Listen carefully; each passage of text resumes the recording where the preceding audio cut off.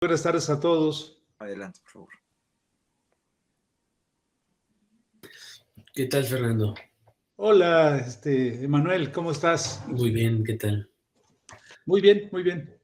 Bueno, pues antes de que comencemos ya con nuestros anfitriones, con nuestras autoridades aquí en el seminario, yo quiero recordarles que tenemos unas consideraciones generales para las sesiones virtuales a través de esta plataforma. Y bueno, como primer punto, quiero recordarles que se debe de para resguardar la seguridad de las y los participantes en las sesiones.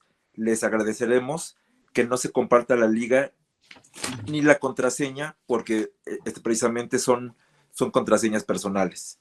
Como punto 2, se les recuerda que se tiene que ingresar 10 minutos antes de la sesión, de cada sesión, 10 minutos antes. El tercer punto, es importante atender las indicaciones que en su momento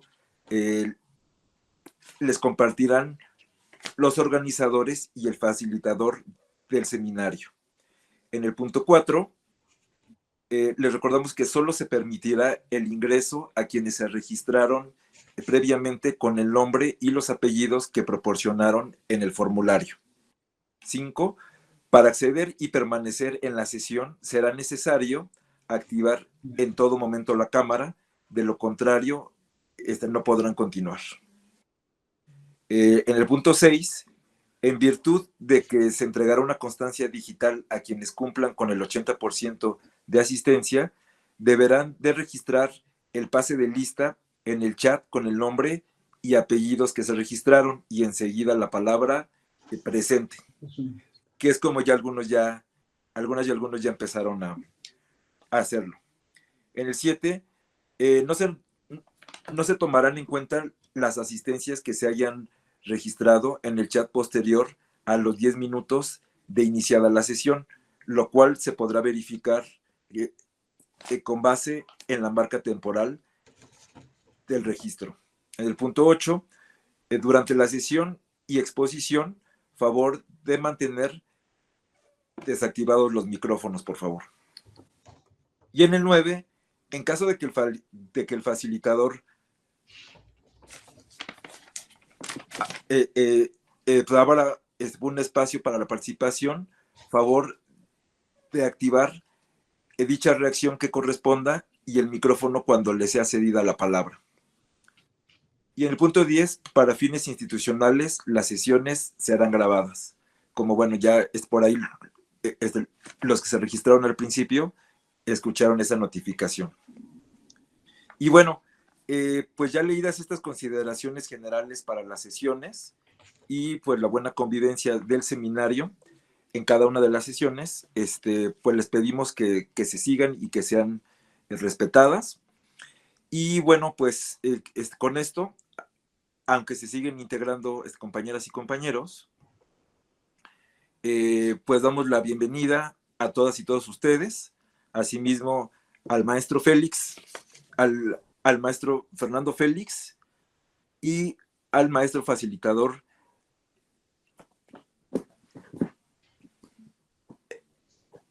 que ya está aquí con nosotros, Emanuel Audelo Enríquez.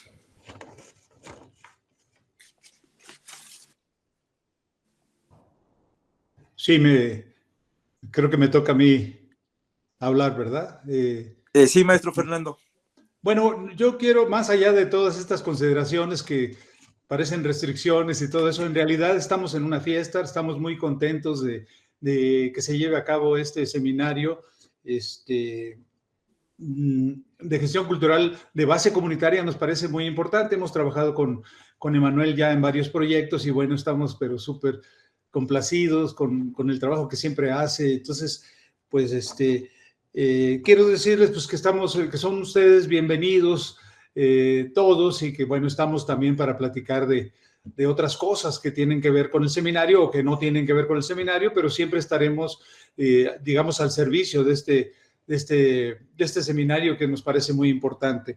Este seminario de gestión cultural de base comunitaria tiene el objetivo, como ya sabemos, de abrir un espacio de reflexión y de intercambio de experiencias y bueno, son solamente 10 sesiones con temáticas que ya sabemos que son de muchísimo interés, entonces esperamos una gran discusión que se hizo realmente para la comunidad universitaria, originalmente para la comunidad universitaria, pero estamos también muy complacidos de que se hayan inscrito personas de distintos lugares y evidentemente, bueno, estaremos, digamos, al servicio de este seminario y de las preguntas, de las inquietudes que ustedes también tengan y que puedan expresar por los medios que existen, ¿no? Bueno, lo coordina Emanuel Audelo Enríquez, muy apreciado especialista y compañero con el que hemos trabajado y realizado diversos proyectos y que cuenta con una amplia formación y experiencia como facilitador cultural comunitario. Con nosotros hemos trabajado en varios proyectos, muchos proyectos desde hace varios años, y el último en el que estamos trabajando es el Laboratorio de Planeación y Proyectos Culturales, que es un proyecto experimental que él ha llevado de veras con muchísima seriedad y que ha logrado que haya resultados importantes en este afán, digamos, de tener espacios permanentes de planeación y de proyectos culturales vinculados a lo comunitario. El compañero Emanuel, bueno, como ya sabemos o como algunos de nosotros sabemos, coordina el área de investigación y procesos comunitarios en habitajes desde 2014 y forma parte de la Red Latinoamericana de las Culturas Vivas Comunitarias desde 2011. Pues no digo nada más para no quitar más tiempo. Les doy la bienvenida a Emanuel y a todos ustedes. En este importante seminario les damos una cordial bienvenida a todos y a todas. Muchas gracias. Adelante, Emanuel. Hola, ¿qué tal? ¿Me escuchan? Vamos a empezar. Muchas gracias, Alejandro. Un gusto saludarte. A Fernando también y a todo el equipo de difusión cultural y extensión universitaria que hacen posible este encuentro, este seminario que, como ya dijo Fernando, desemboca este seminario como parte de un laboratorio que se ha venido impulsando. Ya tiene 2 capítulos este laboratorio, y lo que quisimos es ahora llevar estas discusiones a un lugar diferente, es decir, ampliar el horizonte, colocar temas con diferentes especialistas que sean pertinentes a los procesos que existen, en este caso en la Ciudad de México, pero también espero que estos temas también sirvan, contagien otros procesos fuera de la Ciudad de México, porque vemos que hay un amplio número de personas que participan hoy o estarán en el seminario que son de otros estados de la República o inclusive de otros países. Pues queremos contagiar ese ánimo para seguir la reflexión. No vamos a soltar ni verdades absolutas, no vamos a intentar crear una teoría universal de la gestión cultural. Queremos enfocarnos a esto que está sucediendo en los territorios, que está impulsado por las comunidades y que necesitan profesionales como de la Universidad Autónoma de la Ciudad de México, que impulsen, fortalezcan, promuevan, investiguen sobre procesos culturales ahí en los territorios. Esto es lo que vamos a tratar de compartir. En esta primera sesión voy a dar un panorama general de los temas. He invitado, me han dado la confianza de poder hacer una especie de curaduría sobre temas que son nodales y que están interconectados, que son cruces que tienen los procesos culturales con necesidades propias de los territorios, también debates que tienen las diferentes personas que impulsan la gestión cultural, la promoción cultural, el trabajo cultural de base, los promotores populares que están en las calles, que no necesariamente pasan o atraviesan por espacios académicos, pero que también están desarrollando procesos que buscan transformar positivamente los territorios. Desde ahí es donde queremos contagiar, compartir, y voy a entonces a utilizar una presentación para que sea más fácil, no sea menos aburrido, que estén viendo mi cara y estemos también tomando algunas nociones. Puse algunas imágenes también que nos permiten ir pensando estos temas. Bien, este es el documento que salió a las redes sociales para que podamos ir conociendo. Aquí vienen todas las fechas, vienen los objetivos y lo que tengo que decir es que se inscribieron un poco más de 100 estudiantes que están cursando en la Universidad Autónoma de la Ciudad de México. Y también se inscribieron más de 100 personas que están fuera de la universidad y decidimos, esto también tiene que ver con un sentido político, decidimos que tenía que ser abierta la discusión porque queremos no solamente crear una discusión endogámica, una discusión para vernos los ombligos y no va por ahí. Queremos ampliarlo, ampliar horizontes y poner temas que algunas veces serán incómodos y otras veces estarán limitados también por nuestro propio lugar de enunciación. Y por lo tanto, pues bueno, entonces abrir el micrófono, abrir estos espacios, creo que es una gran posibilidad para enriquecer. Y como primer ciclo me parece que es lo más afortunado que pudimos tener. Este es el objetivo que ya nos comentó Fernando Félix, nuestro director de difusión cultural y extensión universitaria. Bueno, él coloca acá un objetivo que tiene elementos muy básicos, la reflexión y el intercambio de experiencias, que eso esperamos que podamos y también ubicar dentro de estos procesos experiencias que podamos compartir, colocar territorios específicos, prácticas concretas, espacios donde estemos pensando trabajar o ya estemos trabajando y procesos culturales, esas dinámicas, esas tecnologías, saberes que están en los barrios, que puedan también venir, ser convocados y que puedan ser también compartidos. Esa es un poco la intención de este seminario. Como ya se dijo, como está también explícito, es una modalidad virtual, esto también facilita nuestra presencia. Es la duración, tiene 10 sesiones, cada una durará 2 horas. Para quienes quieran una constancia de asistencia, se debe cumplir el 100% y será los lunes y miércoles de 4 a 6 de la tarde, ¿correcto? En esto consiste y nuestra metodología va a ser muy sencilla. Vamos a comenzar con una charla, una conferencia, una ponencia.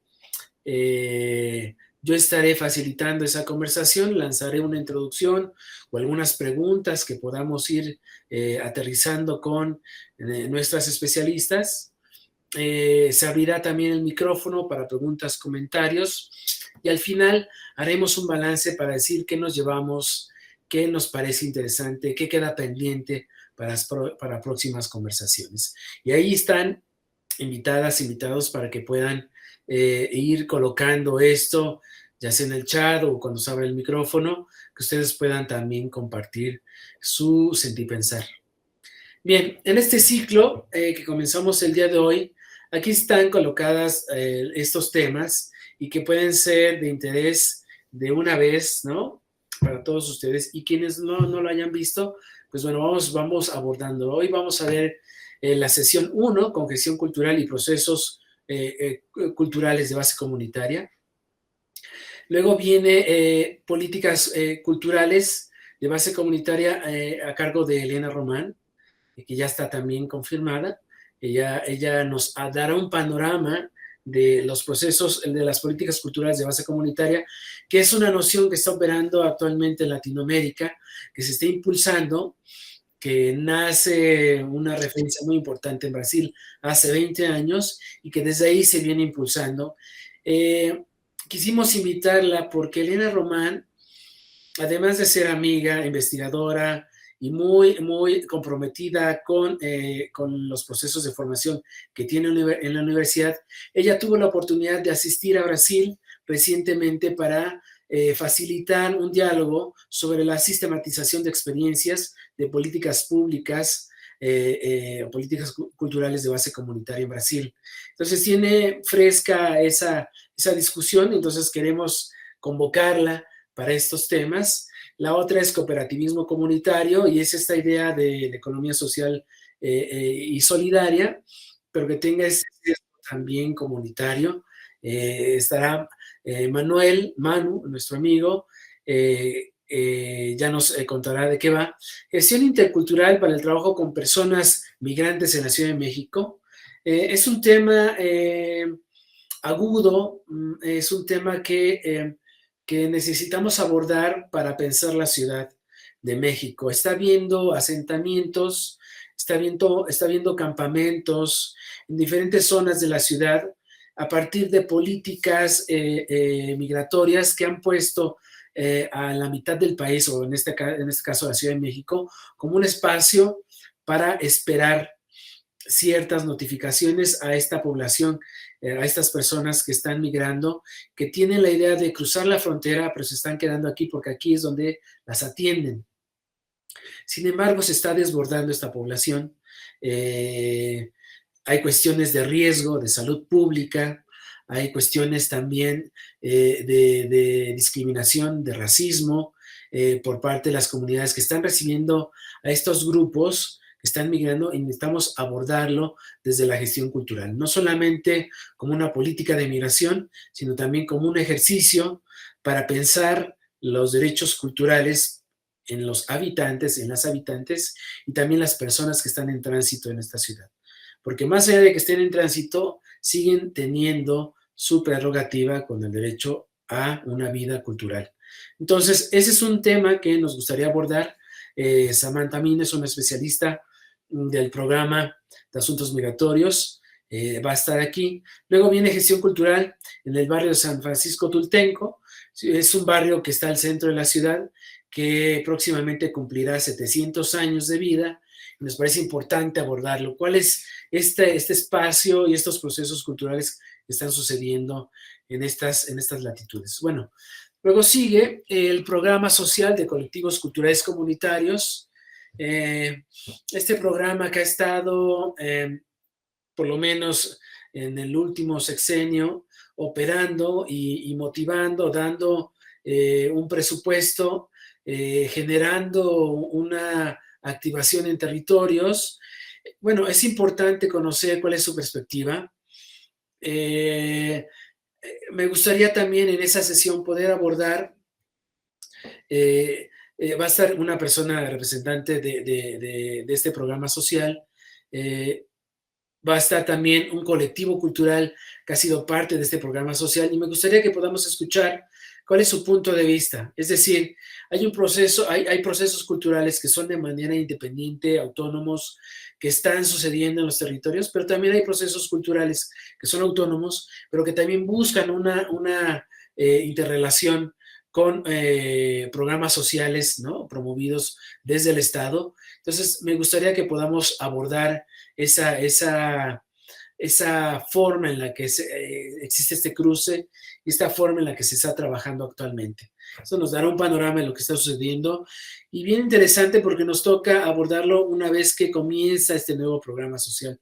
Como ustedes saben, acaba la administración pública de este sexenio el día de hoy, y entonces podríamos conocer su punto de vista de este programa social desde estas personas que participarán. Luego sigue sesión 7, agroecología comunitaria y la niñez en la Tlacotal.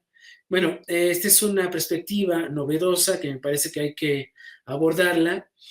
La agroecología es una forma en la que se mira una forma de regresar al trabajo con la tierra, busca autonomía alimentaria, busca curarse con las plantas, busca tener una reconexión con la tierra, pero ¿cómo hacerlo desde el planteamiento urbano y desde la niñez? La Tlacotal es un barrio originario en Iztacalco, en el oriente de la Ciudad de México, y entonces, bueno, la especialista que tenemos para esta sesión nos va a presentar esta perspectiva que me parece muy interesante, lo que están haciendo, trabajando desde un invernadero y trabajando desde una huerta urbana, sanación, espiritualidad,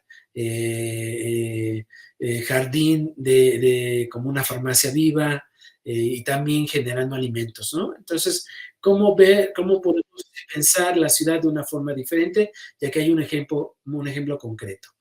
Luego, la sesión del 23 la pongo en amarillo porque Zaira Ramírez, que es la que va a presentar en la sesión 8, nos ha pedido que cambiemos esa sesión para el martes, que no sea miércoles, que sea martes 22, porque ella está dando en este momento un diplomado. También es un laboratorio de paz.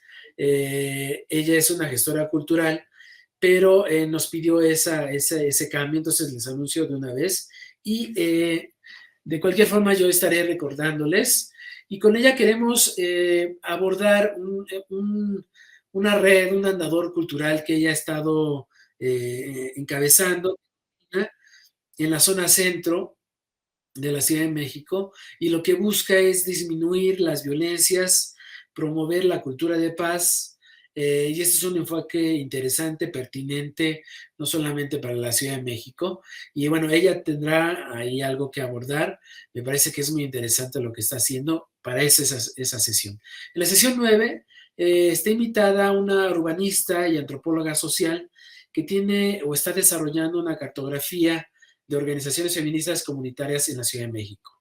Hay ahí una noción interesante que está operando actualmente en la ciudad, y me parece que sería interesante escucharla.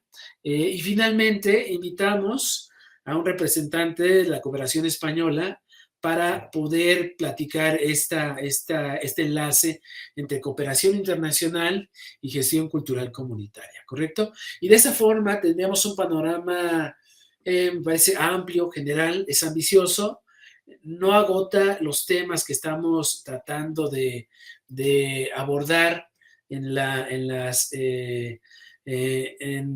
el trabajo cotidiano de la gestión cultural, pero nos permite tener un abanico interesante que creo que les parezca a ustedes también así.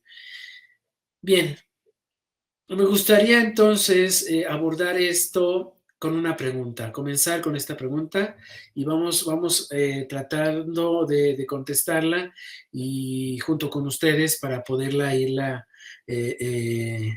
tejiendo, ¿verdad? O retejiendo. Yo lanzo esta pregunta, ¿por qué surgen los proyectos culturales con sentido comunitario? Cuando pensé en esta sesión, y un poco también platicando con Fernando, es por qué es interesante, por qué es importante en el contexto de la Ciudad de México y de este país también, por qué surgen los proyectos culturales con un sentido comunitario. ¿Qué es lo que nos motiva a hacerlo? Bueno, de entrada, de aquí coloco unas imágenes que me parecen referencias, espacios que podemos identificar, ¿verdad? En este momento, ustedes pueden ver la pantalla, sí, ¿verdad? No sé quiénes de los que están, de las que están, son de la Ciudad de México, pero para quienes no están en la Ciudad de México o no conocen la Ciudad de México, estos son espacios, recintos que tienen un carácter cultural. Es una arquitectura histórica, contemporánea, espacios diseñados en su momento para albergar arte o obras de teatro, exposiciones temporales. Hay una escuela también ahí de educación media y media superior sobre arte. Y estos son recintos que ya están establecidos y que cuando se piensa en algún tipo de espacio cultural vienen a la mente, ¿no? Inclusive, si ustedes vinieran a la Ciudad de México y les dicen, bueno, queremos conocer un espacio importante, pues bueno, pues les diríamos, pues vayan y visiten, no pierdan de vista el Palacio de Bellas Artes, ¿verdad? O el CNA, o vayan a cierto recinto. Ese es el carácter que se le ha dado a estos espacios, pero si viéramos en un porcentaje, la Ciudad de México tiene zonas patrimonializadas y son reducidas. Es decir, existe hasta casi el 20% de la ciudad que puede ser patrimonio de la humanidad, patrimonio de la ciudad o patrimonio de los barrios, ¿no? Y el resto de la ciudad, ¿qué hay del resto de la ciudad? ¿Qué hay del 80% de la ciudad? ¿Ustedes saben? Además de estos lugares, estas facetas que lanzamos, ¿no?, al exterior, lugares emblemáticos que nos han acompañado y que tienen un carácter histórico. Además de esto, ¿qué hay de la Ciudad de México? Bueno, el resto de la Ciudad de México, el 80% de la Ciudad de México, es de autoconstrucción. ¿Qué quiere decir esto? Que se ha ido formando, creciendo, y se ha ido extendiendo la Ciudad de México, hecha con las manos y el presupuesto de las familias. Y en estos espacios tiene que existir como derecho también una vida cultural que tiene un sentido comunitario. ¿Sí? Entonces ya hay ahí un contraste que es fuerte. Hay una parte que tiene la obligación de estos recintos de convocar, interpelar, de fomentar el acceso a esos espacios, pero también las comunidades tienen su derecho a organizarse y promover desde la base social su propia vida cultural, ¿correcto? De esa forma, ¿de qué forma podríamos entonces ir pensando que se puede desarrollar? Una de ellas es, y es lo que yo quiero proponerles, es necesitamos abordar la ciudad, por una parte, entenderla que ha sido un proyecto colonial. La ciudad nace como un proyecto colonial y es un proyecto extractivista. ¿Qué quiere decir esto? La Ciudad de México, en los últimos siglos, ha tenido que traer de otros lugares agua, alimento, inclusive servicios, y si ustedes han visto la cantidad de personas que viajan a la Ciudad de México por las mañanas, para que pueda haber una vida social más o menos regulada en la Ciudad de México. Por eso es extractivista, ¿correcto? Es decir, el proyecto de ciudad que se fomentó le parecía, bueno, es un proyecto que es artificial totalmente, y lo no artificial, lo demás era algo que se robaba o que se quitaba, y ahora, bueno, se tienen que traer de otros lugares agua, por ejemplo, ¿no?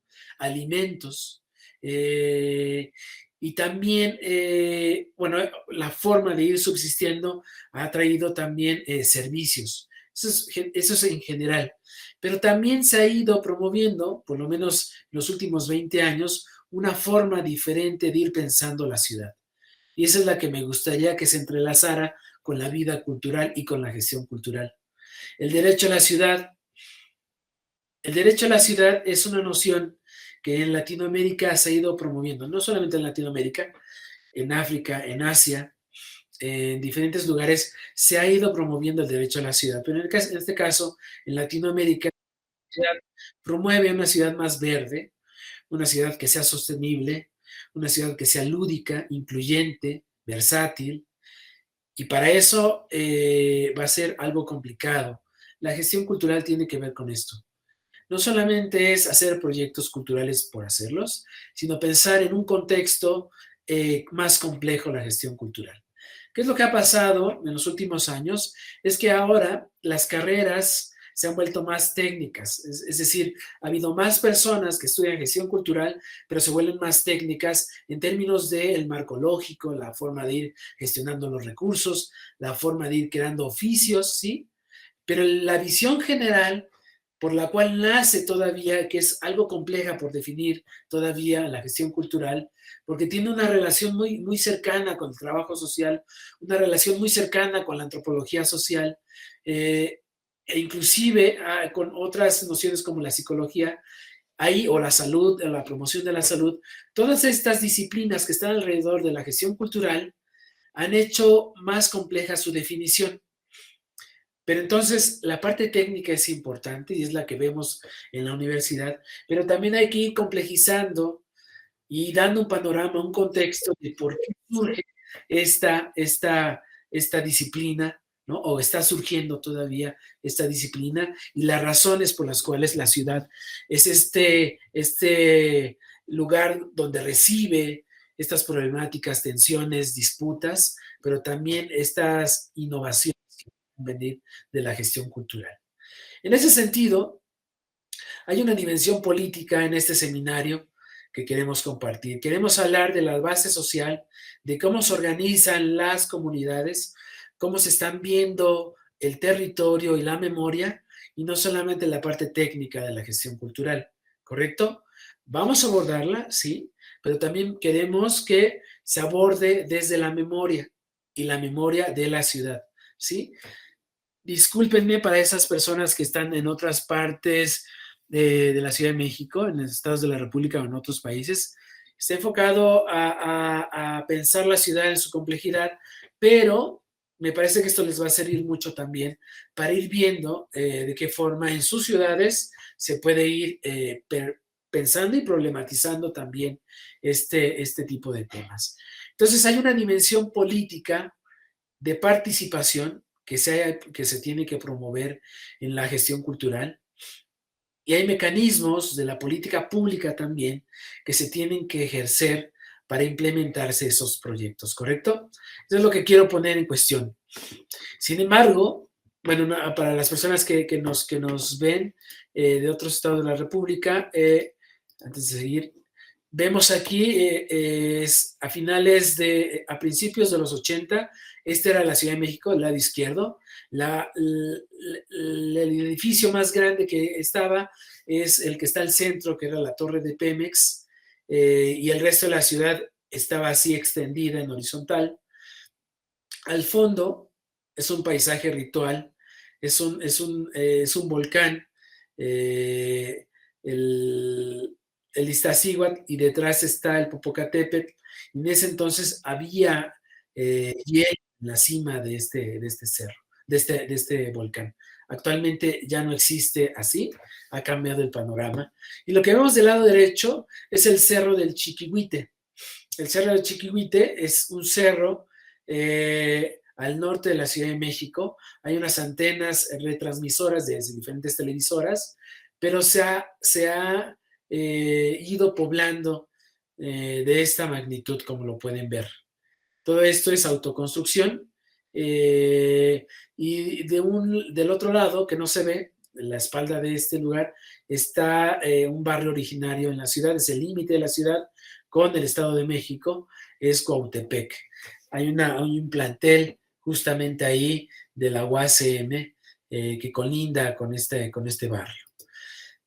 Bien, sin embargo, la Ciudad de México ha ido transformándose como todas las ciudades, pero ha tenido también un enfoque más de una ciudad neoliberal. Esta es la Ciudad de México también. Son diferentes rascacielos que se han ido construyendo a lo largo de la Ciudad de México. Estos rascacielos desafiando también las recomendaciones, ¿no? De los geólogos. Estamos en una zona lacustre, fangosa, donde no aguanta tanto peso, pero aún así se han puesto a financiar edificios de esta magnitud. Estos edificios en su mayoría están recubiertos con cristal, y eso quiere decir que no durarán mucho. Los cristales te pueden durar 20 años, ¿no? Cuando los estás limpiando, puliendo, se desgastan, pierden esta brillantez que les da, ¿no? Que les ponen. Se pueden romper, se tienen que estar cambiando, y estas estructuras en algún momento van a tener que modificarse. Lo que quiero decir con esto es que esta tipo de construcción también tiene una fecha de caducidad, y por lo tanto hay una especulación. Suben, por eso digo que es extractivista, porque sube el uso de suelo.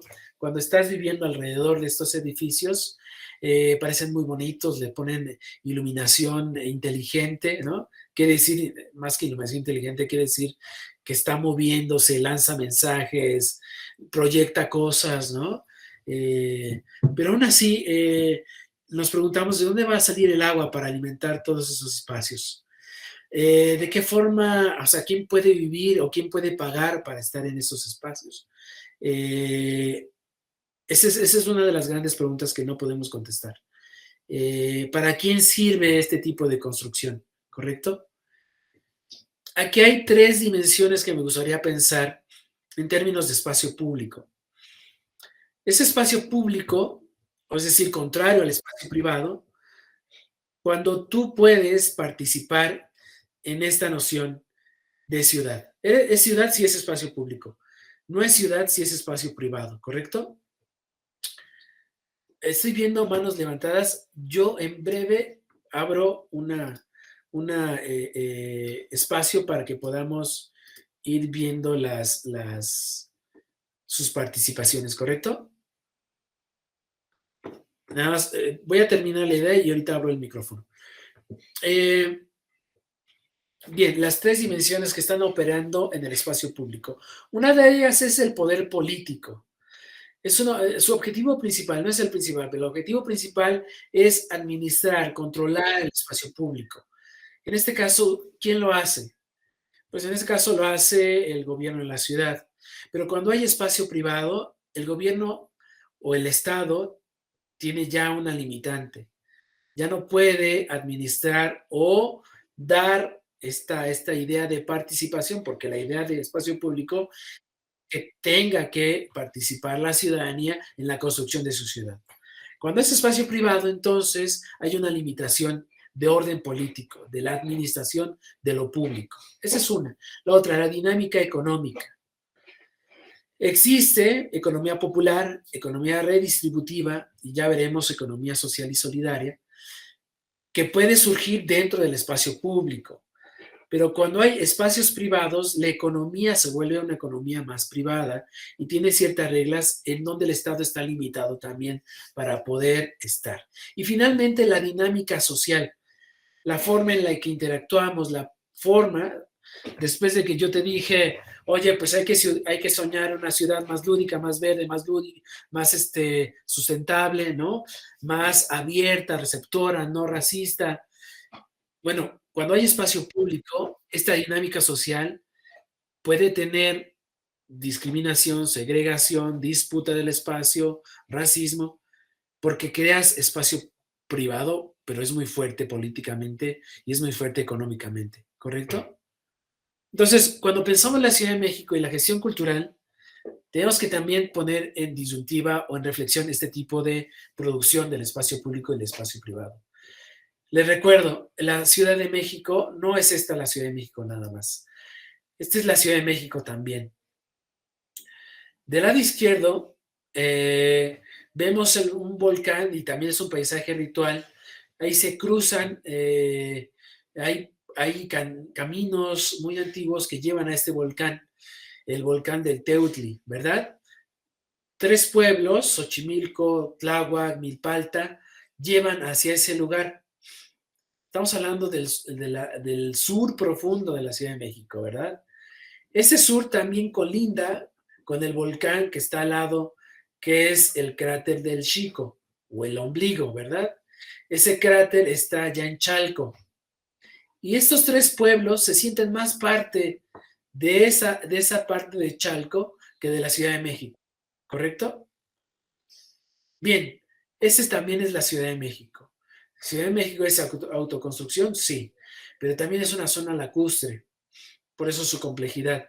Y dentro de esa zona lacustre hay pueblos originarios y por lo tanto hay un calendario ritual, hay un calendario biocultural donde sustentan sus creencias, pero también sustentan sus alimentos y también traen a la Ciudad de México una oferta de productos que van creando también una identidad en la Ciudad de México, ¿correcto? Eso es solamente una parte de la Ciudad de México, pero lo que quiero decir es, si hay una parte histórica patrimonializada, si hay una parte que es de autoconstrucción, que se ha ido extendiendo, pero hay otra parte también que tiene una parte de lacustre que es importante porque están sembrando, es importante porque tienen un ciclo biocultural todavía muy bien marcado, tienen también su propia lengua originaria, y esto hay que tenerlo en cuenta porque le pone diferentes capas de reflexión a nuestra idea de gestión cultural, ¿correcto? Por fortuna también ahí hay otro plantel de la UACM, San Lorenzo de Sonco, que colinda con estos 3 pueblos y también hay oportunidad para poder dialogar con diferentes pobladores, pobladoras de esos espacios. Sin embargo, reitero, esta es Ciudad de México también, este es el oriente de la ciudad. El hoyo de Iztapalapa del lado izquierdo, es decir, un cráter que ya ha sido poblado, ¿no?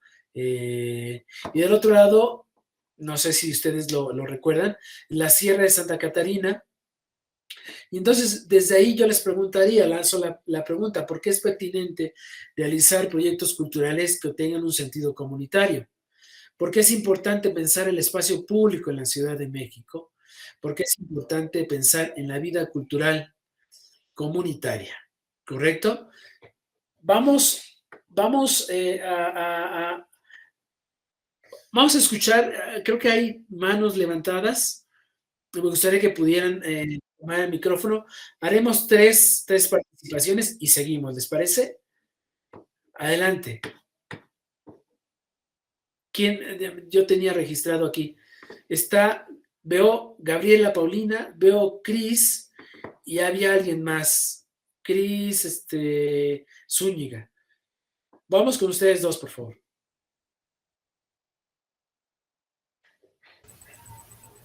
Gabriela y Cris. ¿Comenzó? Va. Hola, buenas tardes.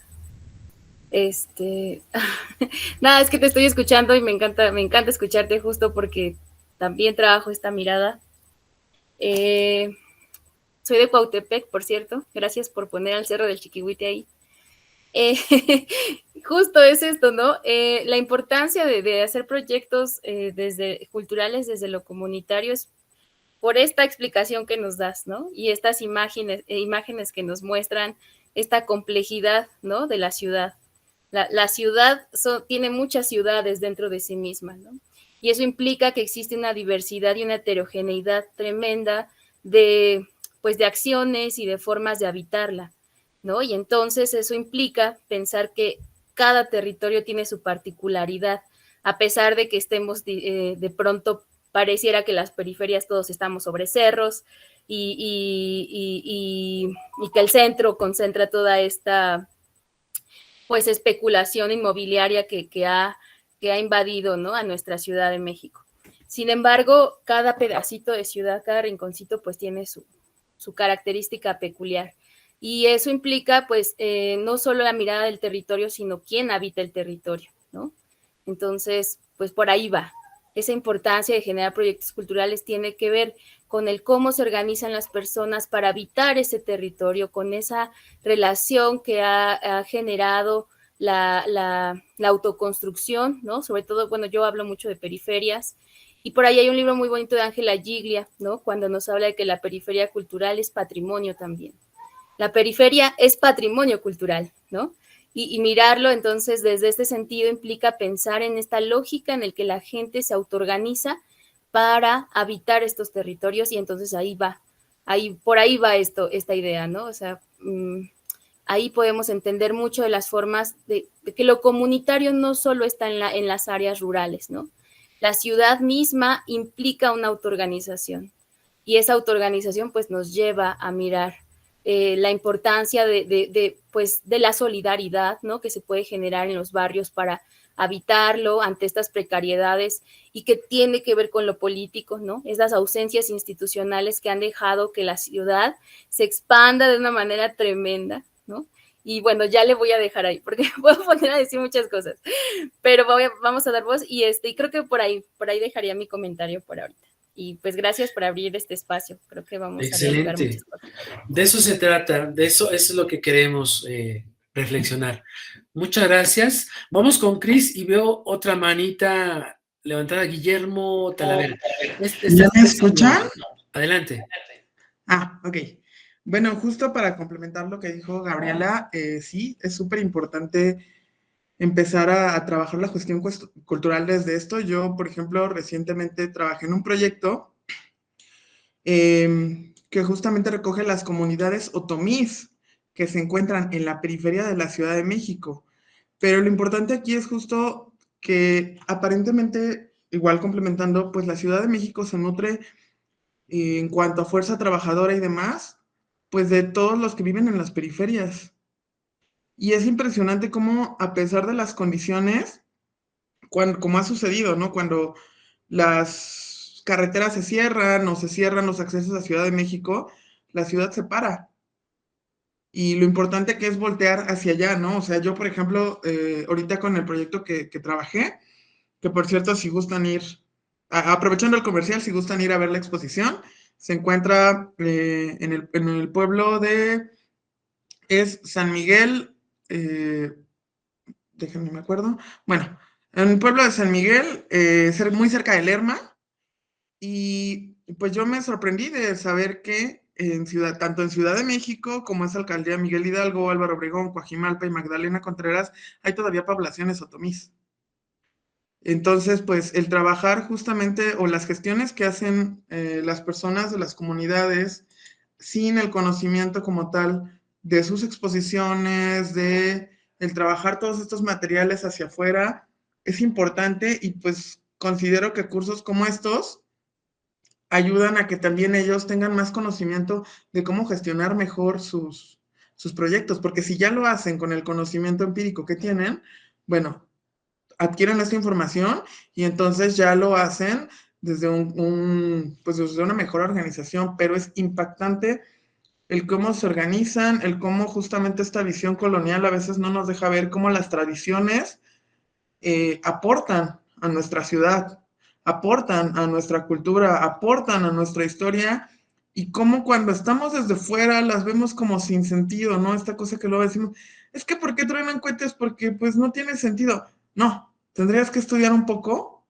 para encontrar el sentido y cómo nutren esta ciudad todas estas costumbres y cómo nos siguen pues dando información, dando conocimiento, dando todo y que a veces la hacemos pues con esta visión colonial un poco hecho de lado y lo importante que es retomarlas.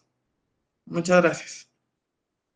Muchas gracias, Chris, por escucharte. Y vamos con la última con Guillermo, por favor. Sí, hace rato que compartían las imágenes de los edificios. Aquí en José María Morelos. Perdón, Guillermo, voy a interrumpirte, perdón. A las siguientes participaciones, digamos de dónde somos, poco para ir teniendo noción. Nos dijo Gabriela que ella es de Cuautepec, no me acuerdo Cris, pero Guillermo también. Así nos vamos conociendo un poquito. Gracias. Sí, yo estoy en José Quintana Roo, en la zona maya, en medio de la península. Y aquí tenemos una propuesta de declarar el cielo oscuro como patrimonio natural porque queremos evitar la contaminación lumínica, algo que en lugares como los que mostrabas, como los que estamos viendo ahorita, pues es imposible, ¿no? Y creo que estamos en tiempos en donde habría que atender diferentes temas que nos atraviesan en todos los proyectos, ¿no? Entonces, de repente, el tema de contaminación lumínica o el derecho a cielos oscuros se pasa de largo y se olvida, se omite o muchas veces ni siquiera se conoce. Solo quería comentar eso. Muchísimas gracias. De acuerdo, totalmente de acuerdo. Escuchaba hace poco sobre esta idea que ya no tenemos acceso desde las ciudades a un cielo oscuro y también no tenemos derecho a nuestro silencio. Pero podemos ser desde ahí un poco androcéntricos porque también hay especies que necesitan oscuridad y silencio, ¿correcto? Entonces, pues bueno, eso me parece que es importante y gracias por traerlo a la mesa, Guillermo. Bien, vamos a seguir, ¿les parece? Muchas gracias por estas intervenciones. Haremos otra ronda más adelante. Voy a seguir con la exposición. Estábamos tratando de aterrizar la gestión cultural y el cruce de la formación de las ciudades y cómo esta ciudad de México, esta ciudad de ciudades, como nos dice Gabriela, nos parece que se tiene que abordar desde esta mirada, ¿verdad? ¿Cómo habitamos? Nos decía. Muchas gracias. Bien, la Ciudad de México tenemos que abordarlo como un territorio de memoria, un territorio en donde existe participación social, en donde ha habido diferentes luchas y también ha habido conquistas sociales, ¿correcto? Aquí pongo solamente algunas imágenes que nos evocan diferentes luchas que hemos tenido en la ciudad. Como les decía, es un lugar de muchos sismos. En 2017 tuvimos una tragedia aquí en la Ciudad de México y la gente se volvió a organizar para salvar vidas, pero también para los días posteriores a la caída de los edificios, mantener vigiladas las casas, crear organización para la demanda de la vivienda, y así ha habido desde 1985 un movimiento urbano popular que tiene esta fundación.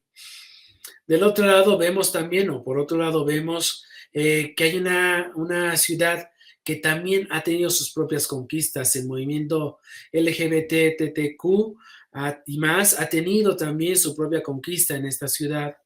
Esta forma en la que puede haber ya una especie de matrimonio, unión de parejas del mismo sexo, también ha sido una conquista de esta comunidad y ha sucedido acá en la Ciudad de México a finales de los 90.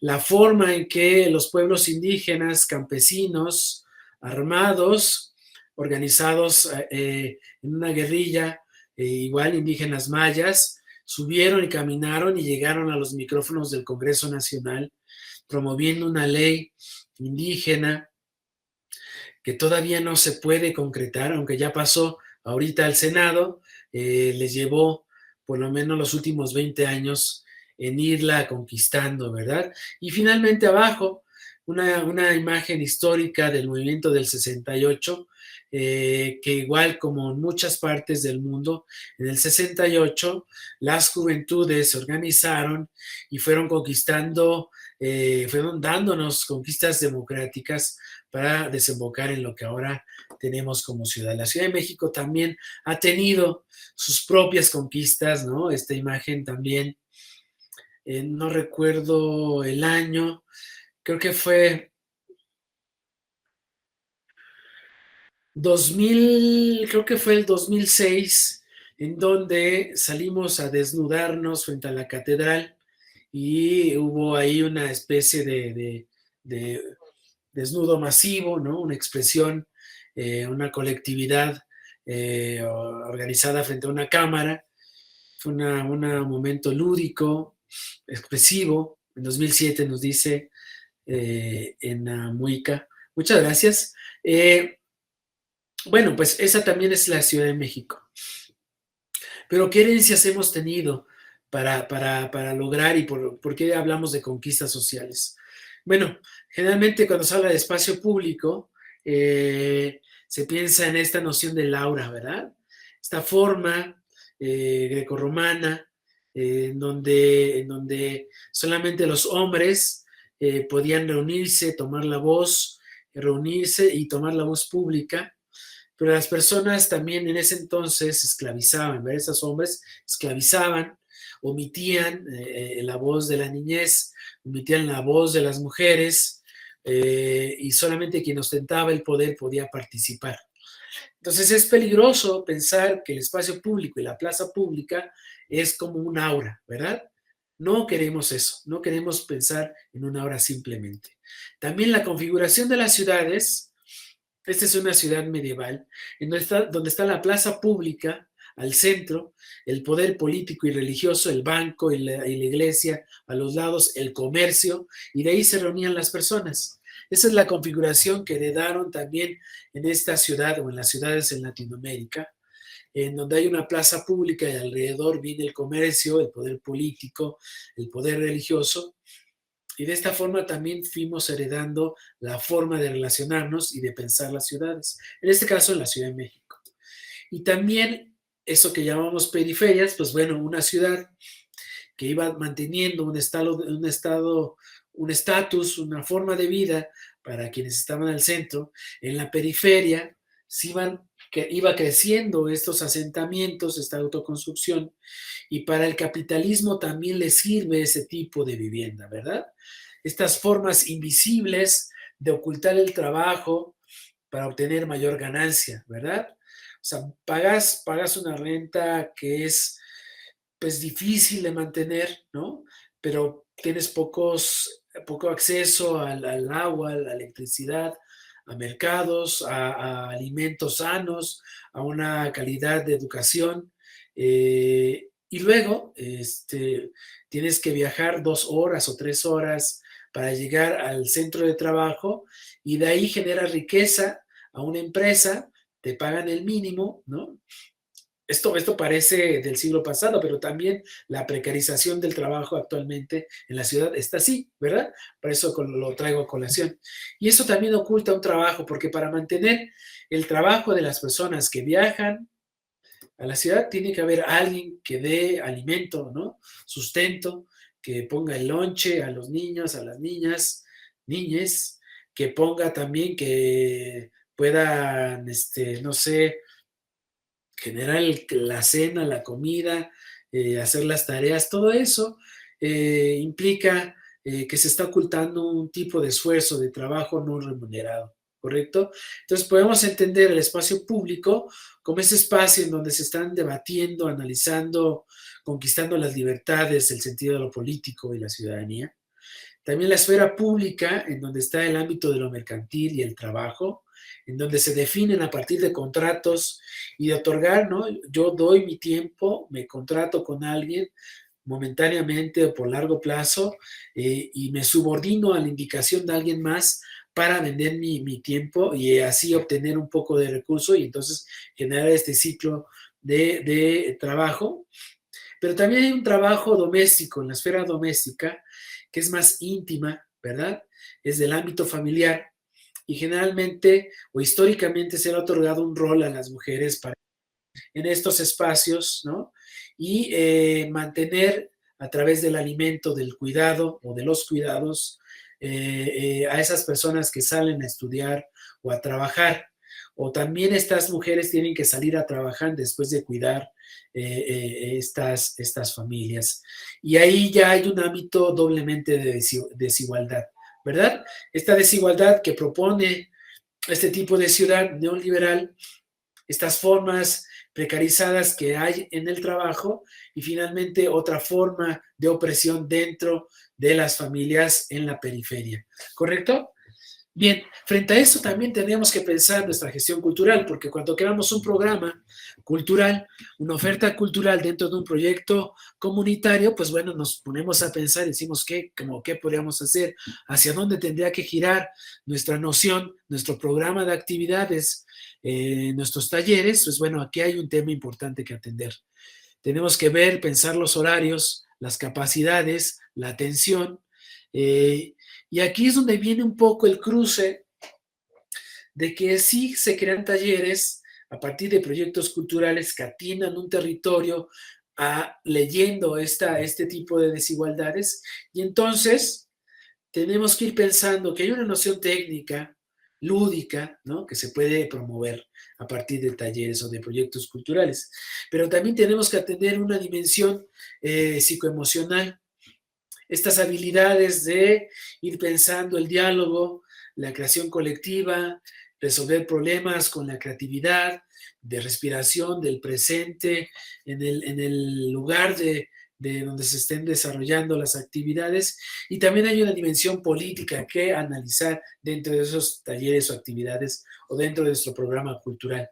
Por eso es importante dentro de la gestión cultural, con una visión de lo comunitario, pensar estos tres niveles, ¿verdad?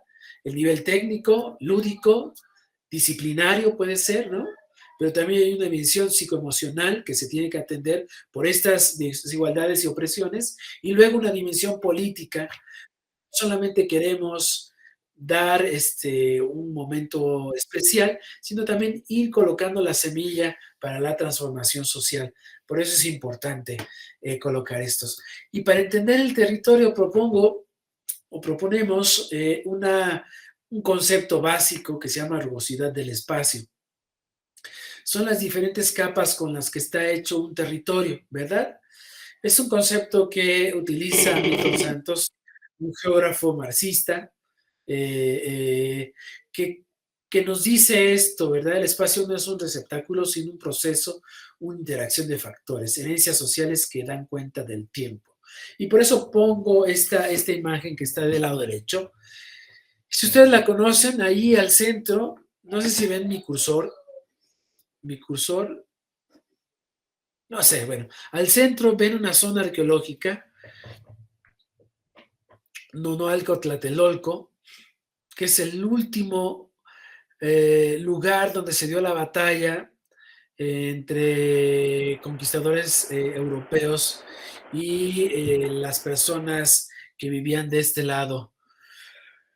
Tlatelolco, esta zona arqueológica, hay todavía hay una noción de lo que fue la ciudad antes de que fuera Ciudad de México. Ahí hay algo que nos indica que hubo un tiempo, una forma de vida, y de ese mismo material se construyó una iglesia franciscana que está del lado izquierdo de la imagen. ¿Sí la ven? De ese elemento que es el tezontle o esta piedra volcánica, se levantó ese recinto franciscano y donde la Inquisición ahí sucedieron varias actos de lesa humanidad.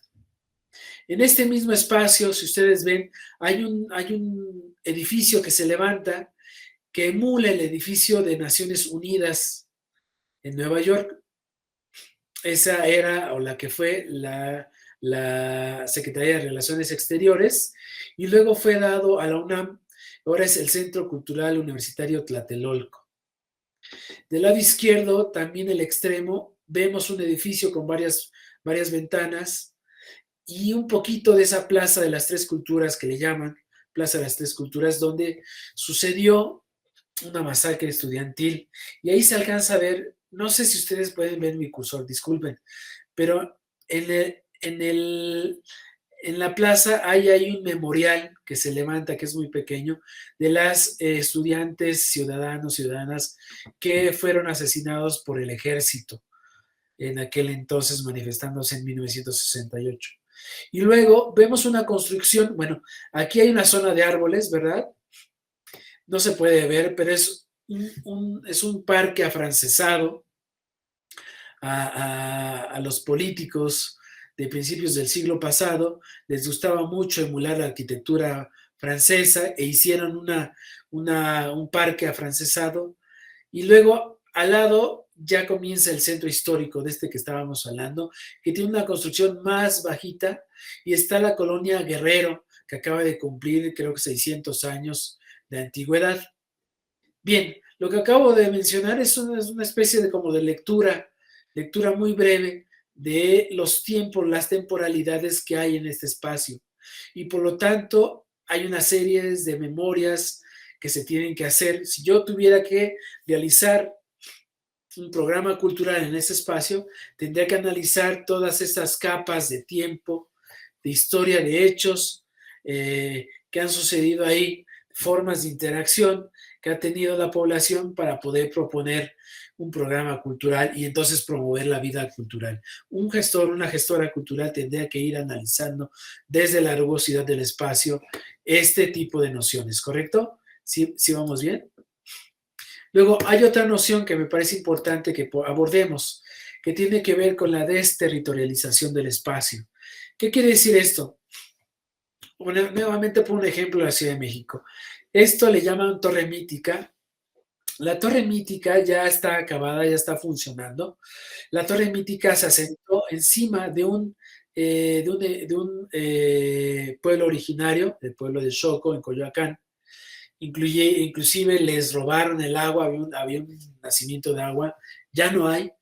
Montaron ahí un edificio de varios pisos y al lado pusieron un área comercial y desplazaron al pueblo originario que está ahí, que está, pongo la fotografía del lado derecho. Bien, ¿qué quiere decir esta noción de desterritorialización? Estas nociones que les había dicho, este momento en el que un territorio, una población originaria o una población comienza a ser desplazada, y cuando comienza a ser desplazada, comienza la desterritorialización.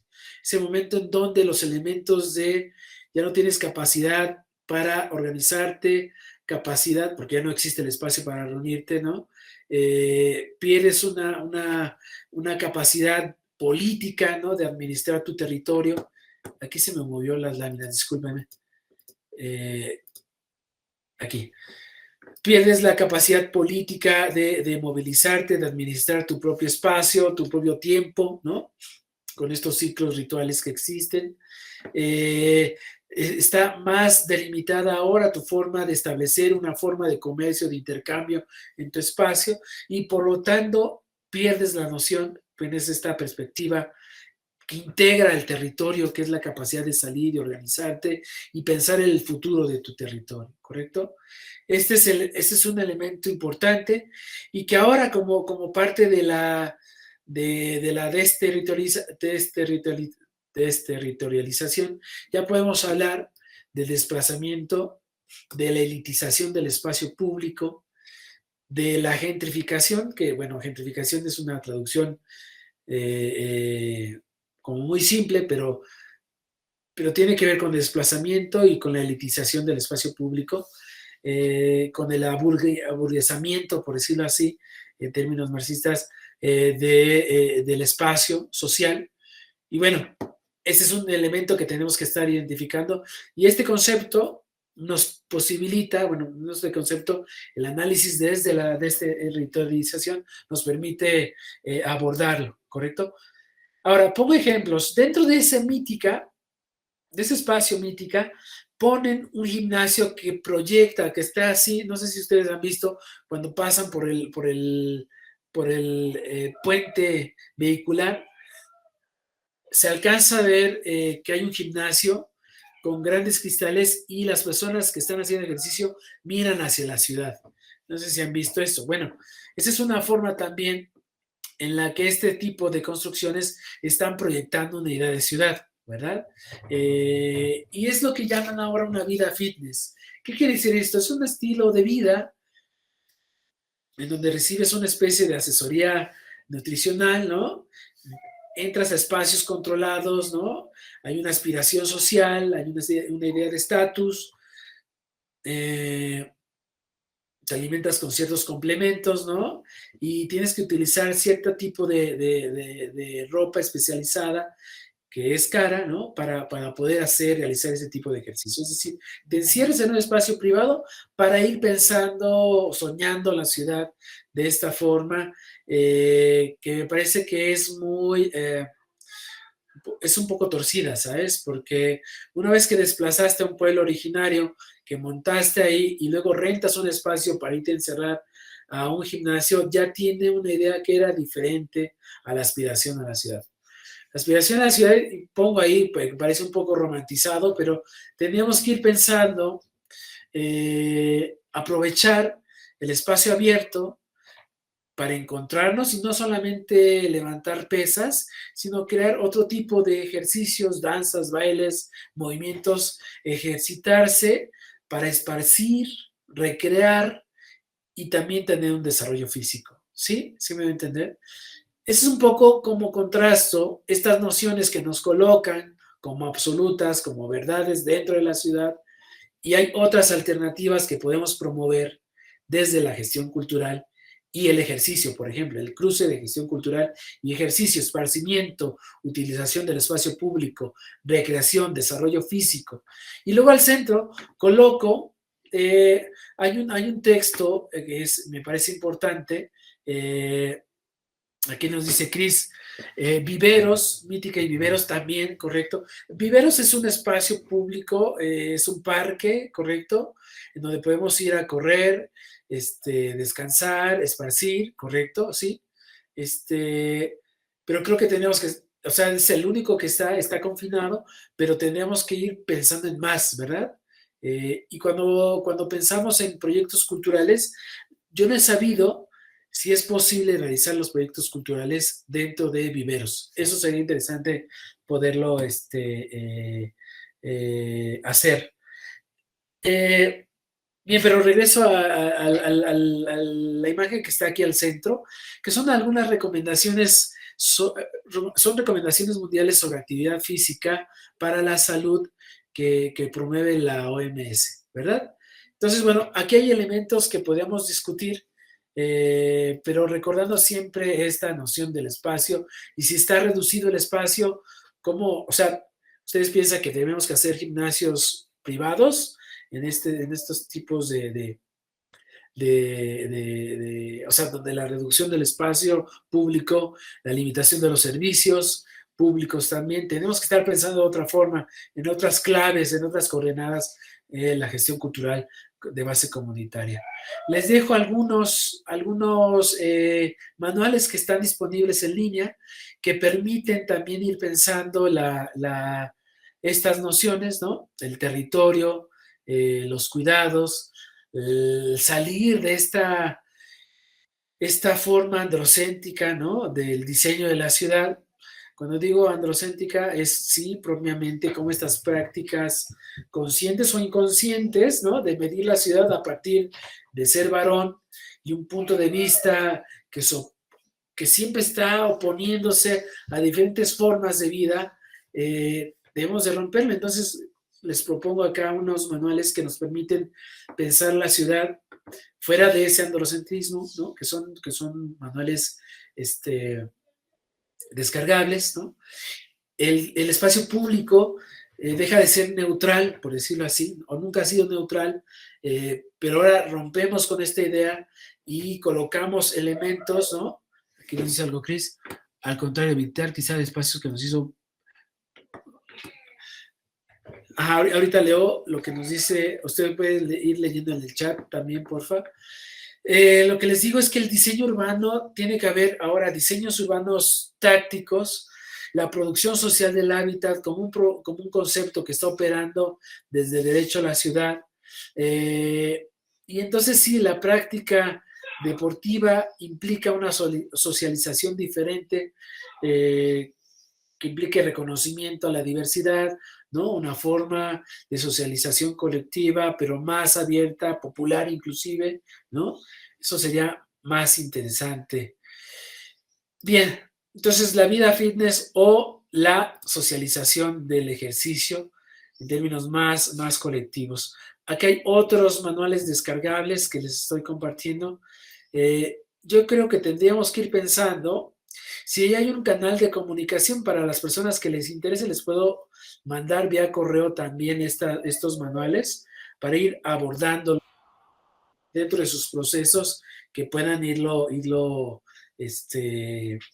agregando o que les sirva también para ir pensando nuevas ideas. Pero en términos de esta charla, la pertinencia de estos manuales nos ayuda también a ir colocando elementos de análisis o de conceptos que están operando en nuestra forma de hacer gestión, ¿verdad? Los patios educativos, el diseño táctico, el diseño urbano feminista, ¿no? La Carta de la Ciudad de México por el derecho a la ciudad también me parece algo muy importante para poderlo ir abordando, ¿correcto? Bien. Ya mencioné esto y coloco ahí una imagen que me ayuda a sostener lo que digo. La ciudad está pensada para movernos, movilizarnos, ¿no? Hay una red de transporte. Pongo ahí un tren, un tren urbano, pero vemos a un joven ahí tocando la guitarra y también la producción social del espacio o el espacio de producción cultural, ¿verdad?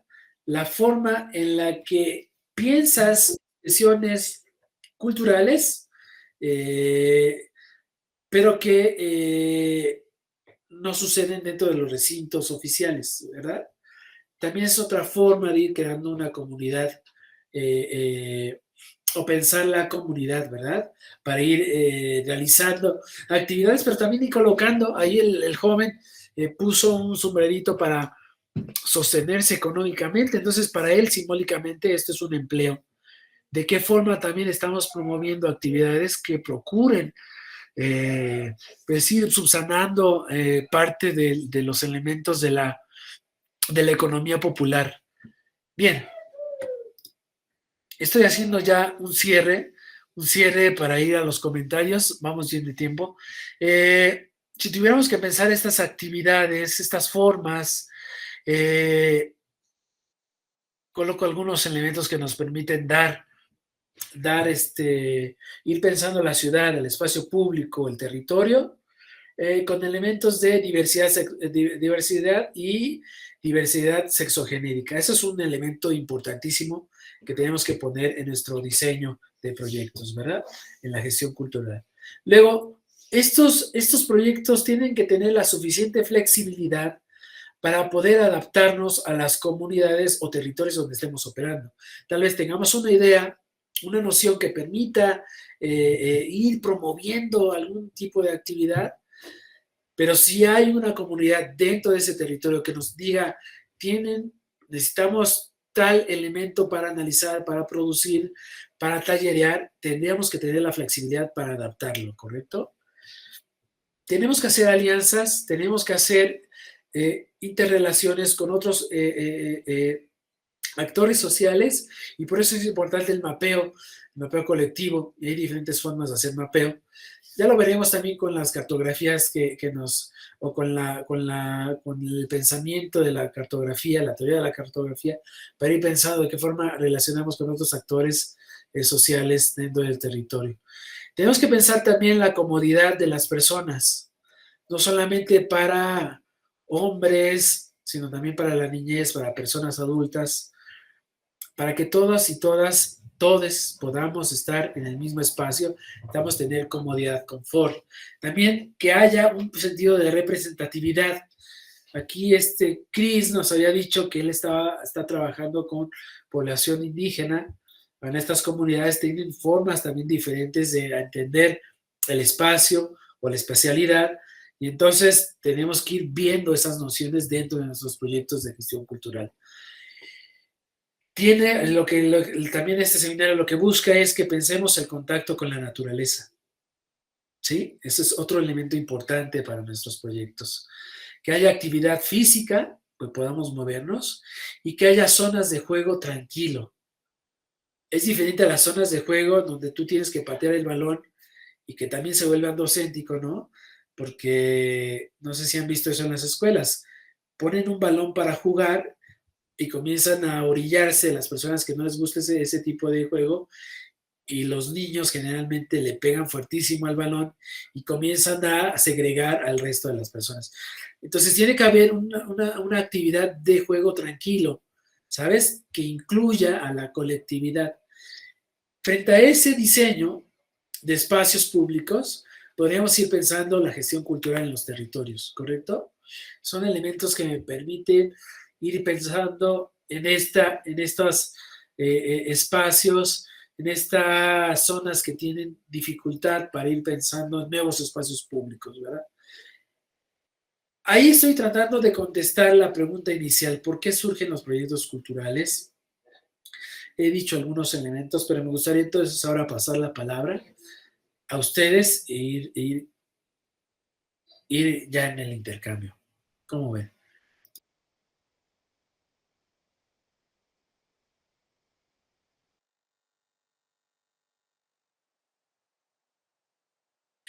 ¿Quieren que sigamos o hacemos una pausa no pausa, sino una ronda de comentarios? ¿Les parece? ¿Cómo vamos? A mí me gustaría saber cómo vamos.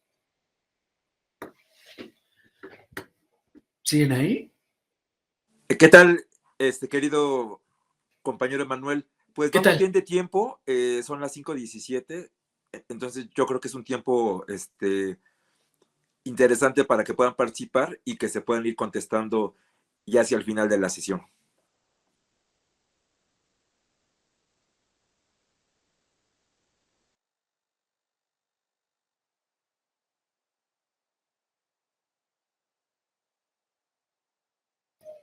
Bueno, a mí me gustaría, si no hay ahorita comentarios, no hay problema. Me gustaría me gustaría colocar qué entendemos entonces de manera más concreta. Un proceso cultural de base comunitaria. ¿Qué elementos tiene un proceso cultural de base comunitaria? ¿Correcto? Si me permiten, voy a volver a proyectar mi pantalla. ¿Sí se puede? Sí, yo igual quería comentar algo, o sea, como un poco como, no Sí. voy a decir que a manera de resumen, pero sí como complementando, tomando las ideas principales. O sea, creo que el tema de quién decide lo que es cultura y lo que se presenta en los diferentes planes de desarrollo, incluso a nivel estatal, local y demás, o sea, nacional, pues al final viene desde otros poderes, ¿no? Y desgraciadamente muchas de las veces no se toma en cuenta mediante diagnósticos participativos y demás a la comunidad, y entonces justamente, o sea, esto hace que el espacio totalmente se intervenga por el Estado, ¿no? O por poderes privados y demás, y que si bien hay muchos esfuerzos, bueno, no sé si muchos, pero hay esfuerzos que se están haciendo desde el gobierno, como estos espacios de pilares y demás, es verdad que tuvo muchas áreas de oportunidad o tiene muchas áreas de oportunidad este tipo de proyectos porque normalmente no le preguntan directamente a la comunidad qué quieren, ¿no? Y para qué quieren estos talleres. Si bien algunos sí lo hicieron de esta manera, en realidad no fue así el caso de todos los pilares que colocaron, ¿no? Entonces creo que también el tema del acceso a los recursos culturales, el acceso incluso a las personas en las comunidades como actores culturales activos dentro de la comunidad es muy complicado, ¿no? Porque pues realmente no hay recursos, los recursos normalmente, o sea, por ejemplo, en las fiestas patronales y demás, pues normalmente lo gestiona las mismas mayordomías, que al final lo gestiona la misma comunidad, ¿no? Pero muchas veces el mismo Estado llega a restringir algunas de las actividades o prácticas, ¿no? Que se realizan. Entonces creo que también, si bien ahorita ibas a comentar lo del tema de cuáles son estos puntos donde o sea, que debería de tener un proceso de base comunitaria, creo que también hay otros procesos que no se están tomando en cuenta y que también nos podrían ayudar a identificar cuando no está haciendo un proyecto de base comunitaria, ¿no? Y promueve el serlo, ¿no? No sé si me enredé un poco, pero espero que se haya entendido mi participación. No, claro, claro. Me parece que abona mucho a la reflexión de esta sesión. Y yo destacaría lo que dices, retomaría esta idea o esta noción de quién dice que es cultura. No vamos a entrar en esa discusión. Y lo podemos hacer con Elena Román, ¿correcto? Ella nos va a dar unas coordenadas y nos va a dar una perspectiva de cómo el Estado entiende la cultura y por lo tanto produce política pública enfocada en la base comunitaria. El punto de esta sesión es decir que ha habido un impulso histórico por parte de las comunidades para la reconfiguración del Estado y que ahora esté diciendo que hay políticas culturales de base comunitaria. La base comunitaria es la organización colectiva en un territorio, ¿verdad? Y así ha habido una organización histórica. No voy a presentar estas diapositivas, pero podemos abarcarlo. Hoy podemos ir al siglo pasado, a las luchas populares, a la organización popular, en este caso en la ciudad, en el 68, en el 85, a finales del siglo pasado, que ha habido conquistas que han producido una reconfiguración del Estado. Y ahora actualmente, con esta nueva administración, propusieron generar pilares con un enfoque comunitario y diseñan una política cultural que le llaman de base comunitaria o le llaman de cultura comunitaria, ¿no? No le llaman base comunitaria, cultura comunitaria. Pero la cultura comunitaria históricamente en este territorio o en este país se le ha llamado a esta forma de organizarse desde los territorios. Entonces ya hay una contradicción, ¿verdad? En sí en esa política cultural. Voy a dar algunos elementos que creo que abonan a lo que nos dijo Paulina, es decir, ¿qué no es eso que dice el Estado que tiene que ser, verdad? Perdón, pero aquí hay una manita levantada. Les voy a pedir, por favor, que nombren bien su perfil, porque no entiendo qué dice Mahomet Arfat, a menos que sea otro país, pero no entiendo ese nombre. Y luego dice Gabriela Vázquez. Vamos ustedes dos y luego voy a la presentación. Buenas tardes a todos. Bueno, yo nada más quería comentar respecto a lo que dice, de que yo he trabajado para los Pilares y ahorita estoy trabajando para la Secretaría de Cultura. Entonces, pues nosotros nos dedicamos mucho a eso, ¿no? A llevar actividades a espacios abiertos, sobre todo afuera de escuelas, en parques, en deportivos, en adultos mayor, tanto abierto como cerrado. Sin embargo, pues sí es un poco como difícil porque por muchas cuestiones. En primera, pues nosotros no tenemos como muy bien esa noción de lo que acabas de mencionar, que me parece súper interesante y por eso me metí a este diplomado, bueno, a este seminario, porque en cuanto el conocimiento de rugosidad, de todos estos elementos que estamos viendo, la mayoría no lo sabemos. Entonces, a la hora, o no lo hemos practicado, ¿no? Porque en cuanto a este programa, pues lleva pocos años en esta administración. Entonces, cada año siempre está la incertidumbre, ¿no? De que cambios y cambios de personal, de lugares en los que nada más vamos a lo mejor un mes, 3 meses, pero de esos 3 meses nada más llegamos a ir 3 o 4 veces porque nos mandan a muchísimas actividades, sobre todo pues de índole político. Entonces de ahí se pierde demasiado pues ya esa atención, ese interés, ¿no? De que la gente, pues de que primero le damos y a la mera hora ya no. Entonces ahí pues se cuartean muchas cosas, existe mucha discrepancia pues también, ¿no? Pues cuanto a la gente, pues no tenemos como ni siquiera estos recursos, ni económicos, ni culturales, ni de todo tipo, porque pues la mayoría de nosotros como promotores, que somos pues muy pocos en el programa, tanto Pilares como la Secretaría, pues no, lo tenemos que poner de nuestro bolsillo.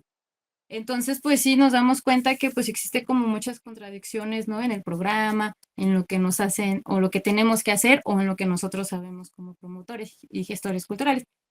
Y pues bueno, en cuanto a la nueva administración, pues ahorita ya va a cambiar de nuevo. Entonces, pues cambia todo las reglas de operación. Entonces, pues siempre existe esa incertidumbre de qué va a pasar con esos vínculos comunitarios, porque pues también en este año, como hemos estado en territorio, pues tenemos que hacer múltiples vínculos con diferentes instituciones, lugares, y se pierde todo eso, ¿no? Porque pues cambia todo y pues ya no existe esa continuidad. Entonces, pues es parte de mi aportación, de que pues sí, eh, pues existe mucha falta, ¿no? De todo tipo.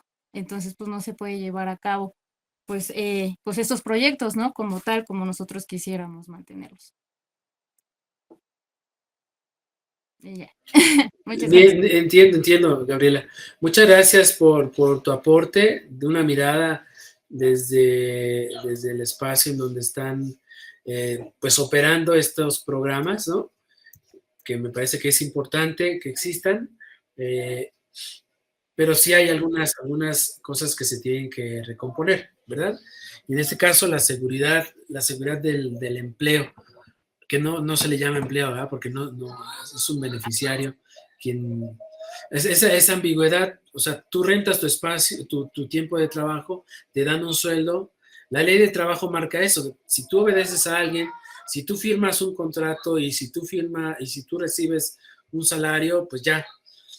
Y ahí al parecer no hay un contrato, pero cuando tú faltas, o sea, faltas al trabajo o hiciste algo mal, creo que te leen ¿cómo se llama esto? El contrato son las reglas. Tus reglas de operación. Las reglas de operación en realidad es un contrato velado, ¿no? Entonces, pues eso en el centro del programa no permite que florezca un proceso más social, ¿verdad? Porque estás a regañadientes, incómodo, con inseguridad, y eso no te produce innovar o crear, estás pensando solamente sostenerte ahí, ¿verdad? Miren, Alondra tiene la mano levantada y hay alguien que tiene la mano levantada, pero no puedo leer su nombre, ¿verdad? Y Alejandro también. ¿Dijiste hola? Sí, ¿puedo? Sí, ¿cuál es tu nombre? Soy David Sixto. Es que como yo no utilizo mucho las plataformas, aparece así como mi correo. Y la realidad es que no sé cómo quitarle el nombre del correo para ponerle mi nombre. Esa es la realidad, pero mi nombre es David Sixto. Muy bien, David, adelante.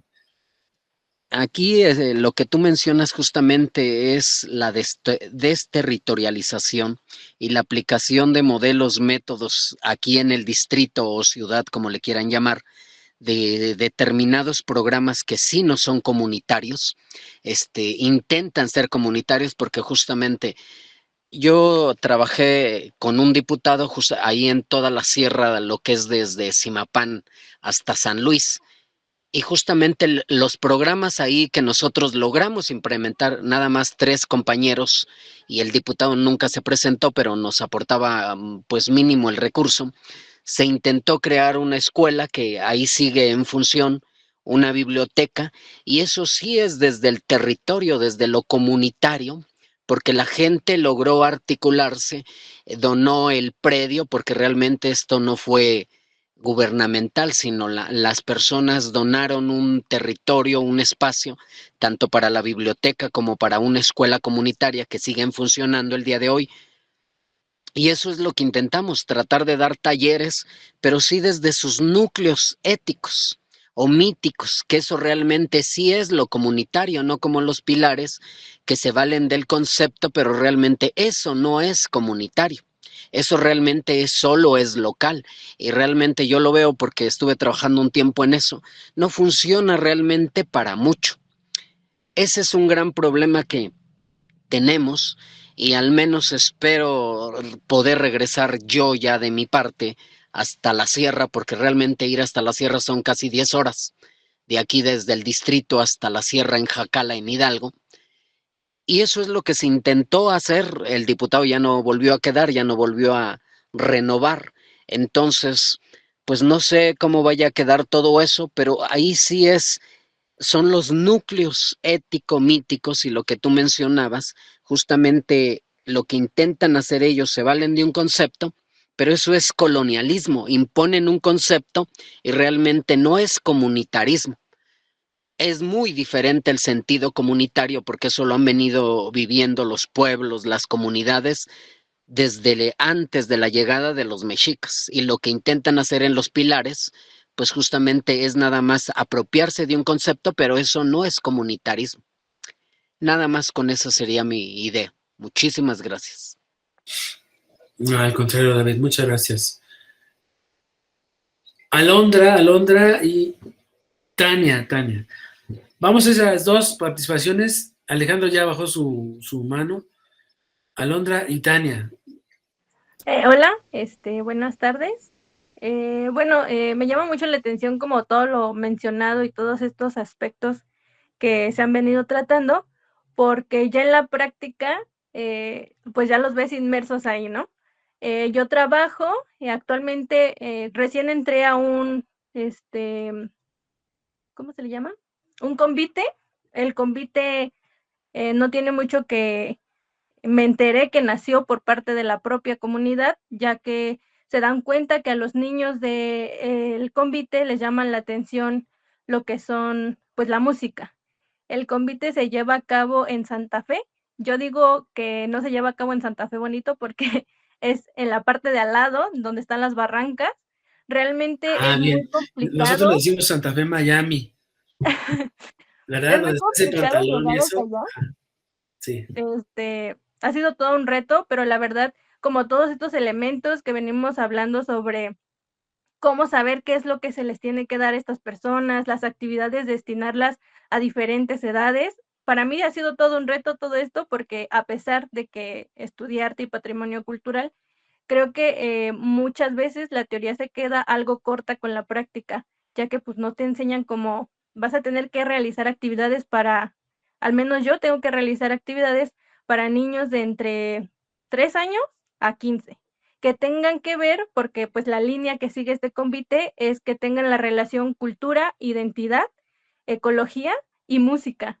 Entonces, como que toquen, obviamente no puede tocar los 4 temas mis actividades, pero casi siempre lo enfoco mucho a la identidad, porque así como yo, sé que hay muchas personas que no conocen que existe esta parte de Tlapechico, se llama la colonia, de las Barrancas de Santa Fe, y de alguna manera, pues los niños a partir de la música, lo que intentan es hablar de su comunidad, de qué es lo que hay. y a partir de la música presentar cómo ellos ven Santa Fe, cómo se identifican con Santa Fe, qué es lo que les gusta del lugar en donde habitan. Y yo lo veo así porque yo no soy de ahí. Entonces de ahí surgió como todo este proyecto, porque yo siempre les digo y cuando les doy las dinámicas o las actividades, les presento como ustedes me van a hablar a partir de tal música o que creen una letra que tenga que ver con su identidad y la ecología, qué es lo que yo puedo encontrar en Santa Fe que no hay, que me puedan presentar ustedes, porque yo soy de Chicoloapan, entonces es muy distinto todo, y del Estado de México, y a partir de eso creo que han creado muchas actividades. Recientemente crearon una canción que se llama Los Sonidos de Santa Fe, de la cual realmente estoy muy orgullosa porque yo nunca pensé que una canción llegara tan lejos. Se presentaron en el CENART hace 3 semanas con esa canción que compusimos en un lapso de un mes. Les gusta tanto la música a esos niños que crean, o sea, de un día para otro crean canciones. No les voy a decir que son canciones como compuestas así, estrofas y todo, pero sí, creo que los llaman como cuartetos, no sé cómo les denominan, yo no sé de música, con ellos también estoy aprendiendo mucho, y creo que es bonito esto comunitario, porque ellos aprenden de mí y yo aprendo de ellos. No es tanto que yo vaya y les enseñe, sino que es algo que ellos a mí también me enseñan del lugar en donde viven. Y bueno, eso era lo que quería compartir. Ay, muchas gracias, Alondra. Muy bello eso que explicas, que nos compartes. Y si nos puedes compartir también tus materiales para escucharlos, con mucho gusto. Sí, ¿sabes? Ahí no es propiamente una comunidad de base. O sea, tiene que ver con gestión cultural, tiene que ver con entiendo, aunque no lo dijiste explícitamente, alguien te pidió que hicieras un proyecto cultural que tuviera que ver con identidad, con niñez y con música. Ese alguien entiendo que es alguien de la Secretaría de Cultura, ¿no? Convite entiendo que es eso. Ajá, bueno, el convite es apoyado por lo que es la Secretaría de Cultura, los recursos nos los da la Secretaría de Cultura, pero quien mueve como todo esto son personas que habitan en los barrancos de Santa Fe. Bien, bien. Ahí más se está dando una comunidad de práctica, ¿sabes? La comunidad de práctica viene más de un origen pedagógico de esta disciplina, en donde alguien que conoce una práctica, no sé, pon tú fabricar zapatos. Yo sé fabricar zapatos y te invito a que mires cuál es el proceso y vas a tener el paso a paso para fabricar zapatos. Pero mientras los fabrico, yo te voy compartiendo mi vivencia, mi experiencia de vida. Entonces, con el paso del tiempo, tú ya te vuelves la segunda que produce zapatos. Y si alguien más llega, comienzan a producir zapatos de diferentes estilos. Y entonces, no importa dónde estén ubicados, no hay un territorio específico, pero sí hay una comunidad que está viva produciendo zapatos, ¿correcto? Ahora, si lo ponemos en términos más contemporáneos, una comunidad de práctica, por ejemplo, es la comunidad de la escena del graffiti.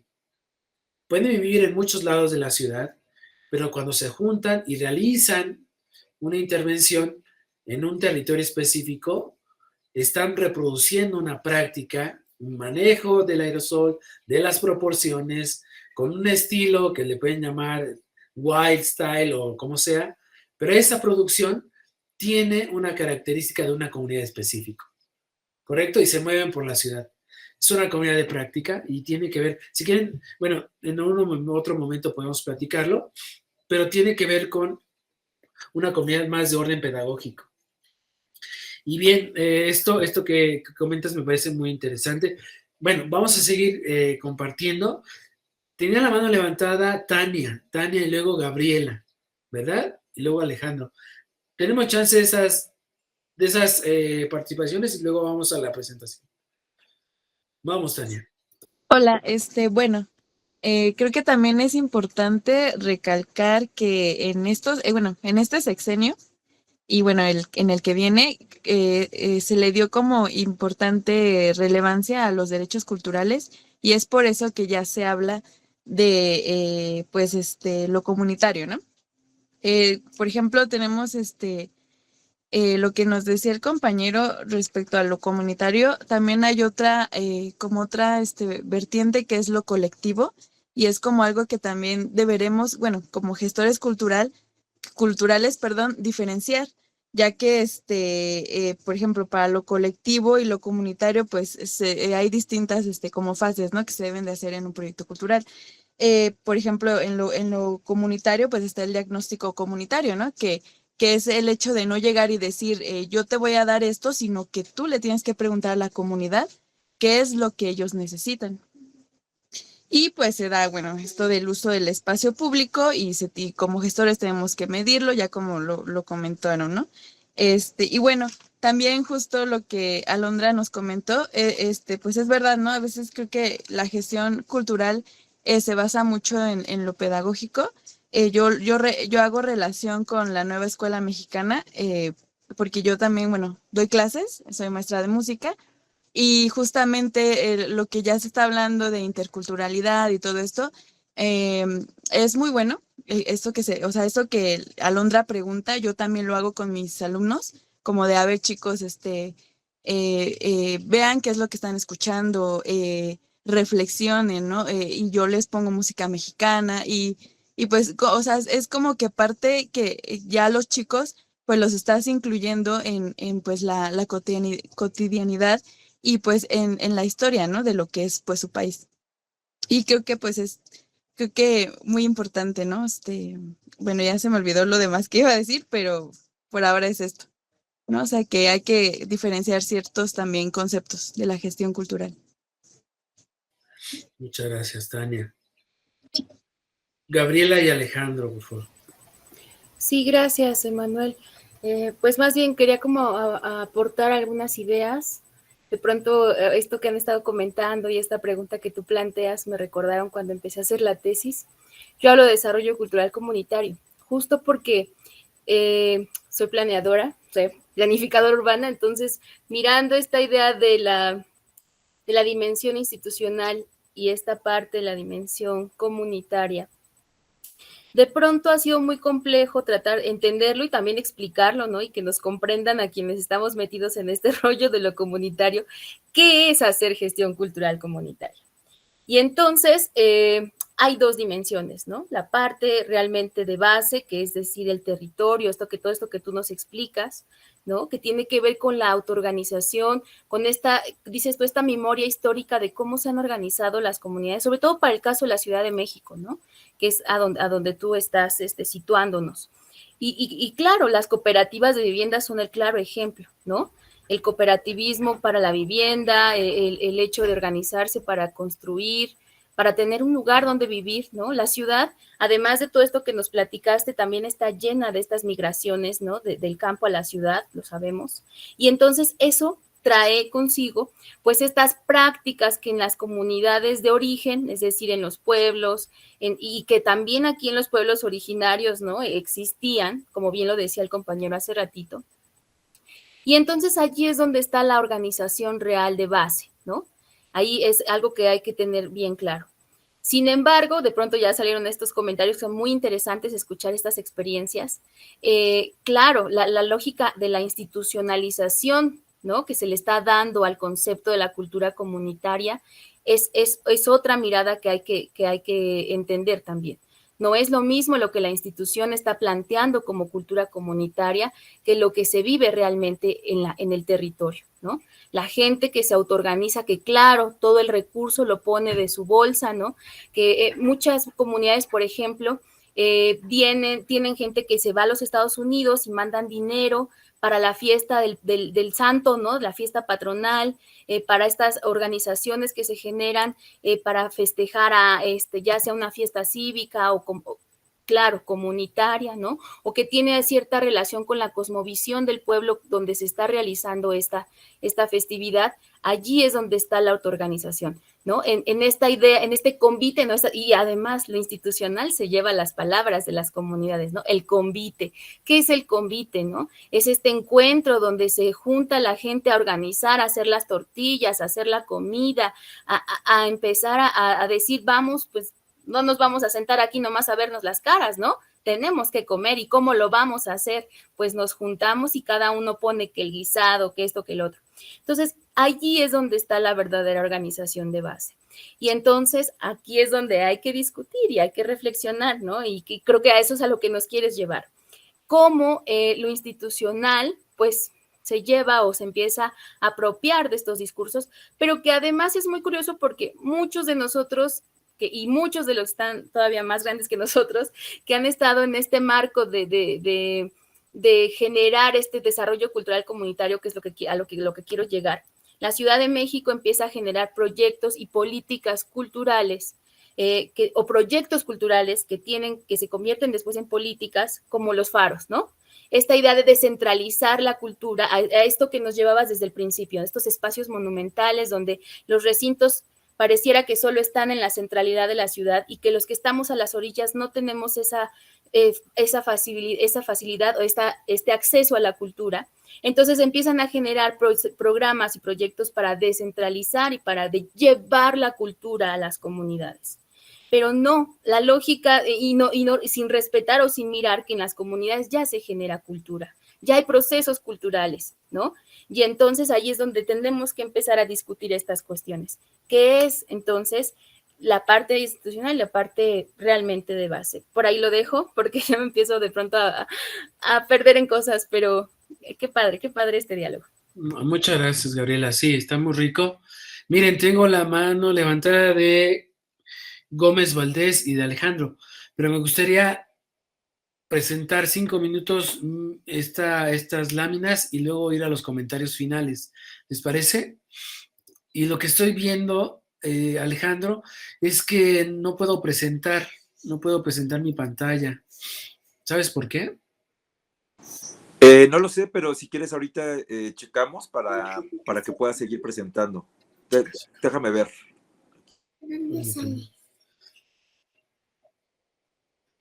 ¿Qué dices? Aquí estamos, chicos. Oye, pero voy a acabar. Bueno, ahorita que revisen esa parte, que es una parte técnica de presentar, no me permite presentar, les quiero platicar en qué consisten los procesos. Ahí tú sí te ves, Alejandro.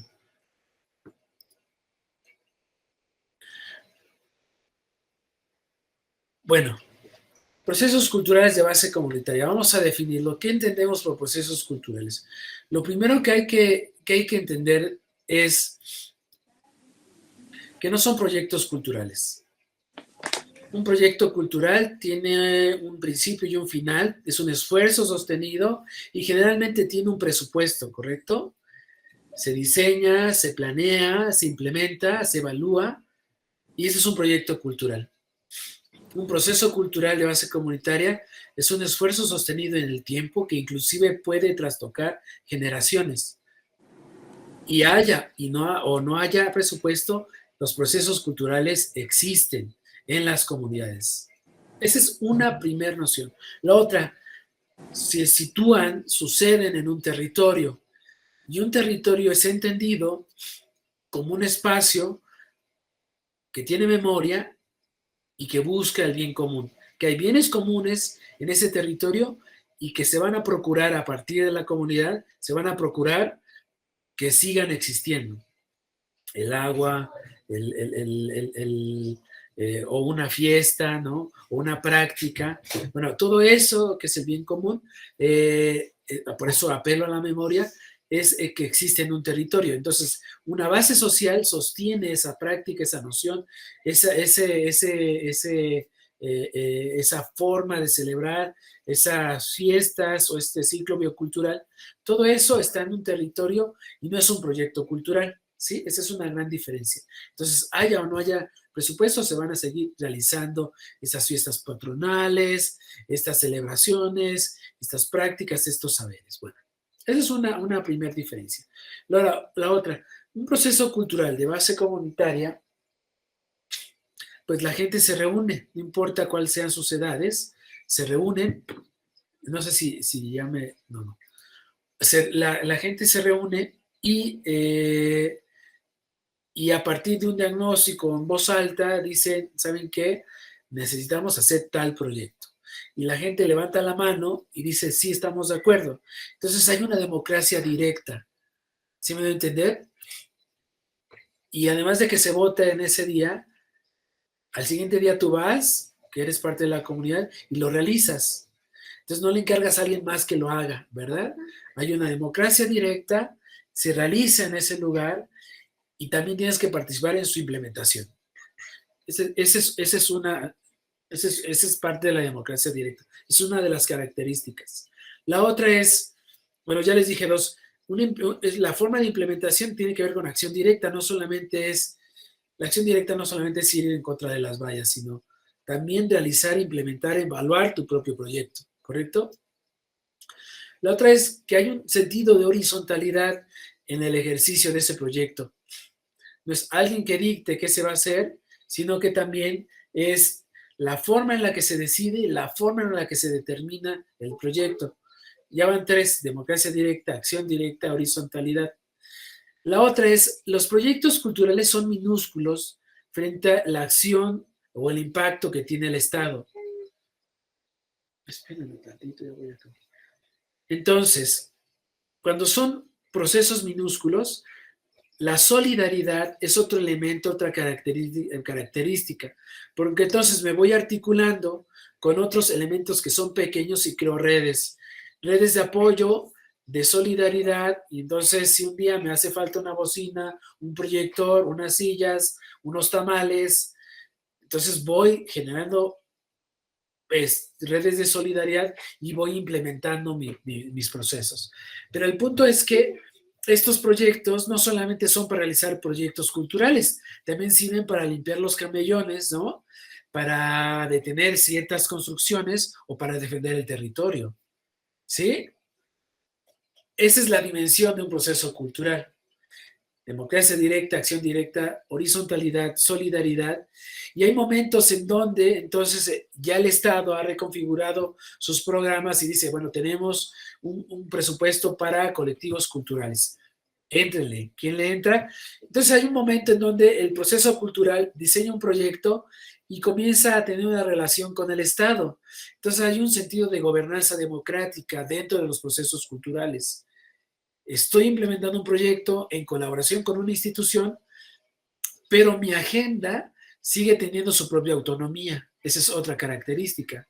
No voy a negociar mis procesos, mi horizonte común, mis bienes comunes para entrar a una convocatoria, ¿correcto? Es una contradicción. Sigue habiendo autonomía, que es otra característica, pero sí implemento un proyecto en colaboración con una institución a través de procesos horizontales y de gobernanza democrática, ¿verdad? Y finalmente, un horizonte común que tienen los proyectos culturales de base comunitaria es la autogestión.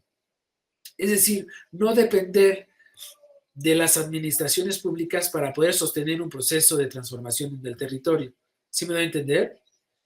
Entonces, la autogestión es un horizonte que tenemos que ir pensando y por eso es importante implementar y pensar los procesos culturales, la tecnología, la comunicación, los saberes barriales con la economía, ¿verdad? Y con las articulaciones, las cajas de ahorro, las monedas sociales, los intercambios culturales, porque va más allá de eso, de un proyecto cultural. Entonces, eso es un proceso cultural de base comunitaria. Es la diferencia entre un proyecto cultural, una iniciativa que puede venir de una institución o de un grupo organizado, y un proceso cultural que tiene un horizonte amplio que puede tardar varias generaciones en implementarlo o en sostenerlo. Bien, estamos llegando al final. No sé si se pudo, Alejandro, configurar. No me permitió presentar. Pero bueno. Mira, yo intenté por mi parte y justamente la compañera Cecia desde la rectoría también sí, me confirmó que en el estatus en el que estás sí podrías compartir, pero no sé qué pasó, porque sí venías compartiendo desde el principio, ¿no? Sí, sí. Ok, no hay problema por eso. Lo que voy a hacer es en algún momento, bueno, les voy a pasar mi presentación y ahí pueden revisarlo, ¿sí? Voy a acabar con esto, que son 3 dimensiones de la participación cultural, o la participación en la vida cultural, ¿correcto? Sí, está bien, María Elena. Acabamos a las 6 en punto, esa es la idea. Hay una parte de la participación en la vida cultural en donde voy a poner un ejemplo muy, muy básico. De repente yo llego a mi barrio y veo que hay unas sillas, hay un proyector, me dice un colectivo, siéntate, vamos a proyectar un documental, y luego hay un cine debate, me ofrecen unas palomitas, yo participo en el cine debate, me la paso muy bien, recojo mi silla, digo muchas gracias y me voy. Eso es participar en la vida cultural. O sea, no tengo que cargar en mis hombros la organización de ese proceso. Participé, ¿no? La pasé bien y ya. Si vamos a pensar otro nivel de participación en la vida cultural, bueno, entonces pensemos en la organización, pero también en la gestión de algún tipo de presupuesto, ¿no? Tenemos que gestionar el permiso para proyectar cierto documental. Establecemos también el permiso con la asamblea para decir vamos a utilizar la calle. Alguna llamada a la policía local para decirles necesitamos que estén dando el rondín por si pasa algo. ¿Sí me doy a entender? Ese es un nivel de gestión cultural y también tiene que ver con participación en la vida cultural. Pero el siguiente nivel, que es acceso a la vida cultural, es parte de las prerrogativas que ya se han ganado dentro del marco de derechos culturales, en este caso de la Ciudad de México, pero a nivel nacional, pero también a nivel internacional, en los diferentes marcos internacionales. ¿Esto qué quiere decir? Que hay el derecho a participar libremente en una o en varias comunidades, pero también los estados tienen la obligación de proporcionarte acceso a fondos concursables, ¿verdad? Posibilidad de intercambio cultural, también conocer otros estilos de vida, y en este caso, cuando me refiero a otros estilos de vida, tiene que ver con cómo nuestra práctica cultural puede ser transformada de cara a una crisis climática. Entonces, frente a eso, tenemos que hacer un mapeo y entonces decimos, no, es que en la comunidad tal de Ecuador, ahí han roto esta idea de consumir unicel o cartón en las fiestas y entonces te dan su comida en una hoja de col y puedes sostener lo caliente y puede estar, es orgánica, se desecha y no afecta el medio ambiente. Bueno, tenemos que convocar esa comunidad y ahí implícitamente ya está la tarea del Estado. ¿Saben por qué? Ahí se escuchó el micrófono. ¿Y saben por qué? Porque las visas no las puede gestionar un proceso cultural de base comunitaria. Los estados se tienen que poner de acuerdo. Pero ¿qué pasa si los estados en este momento están peleados? ¿Sí me van a entender?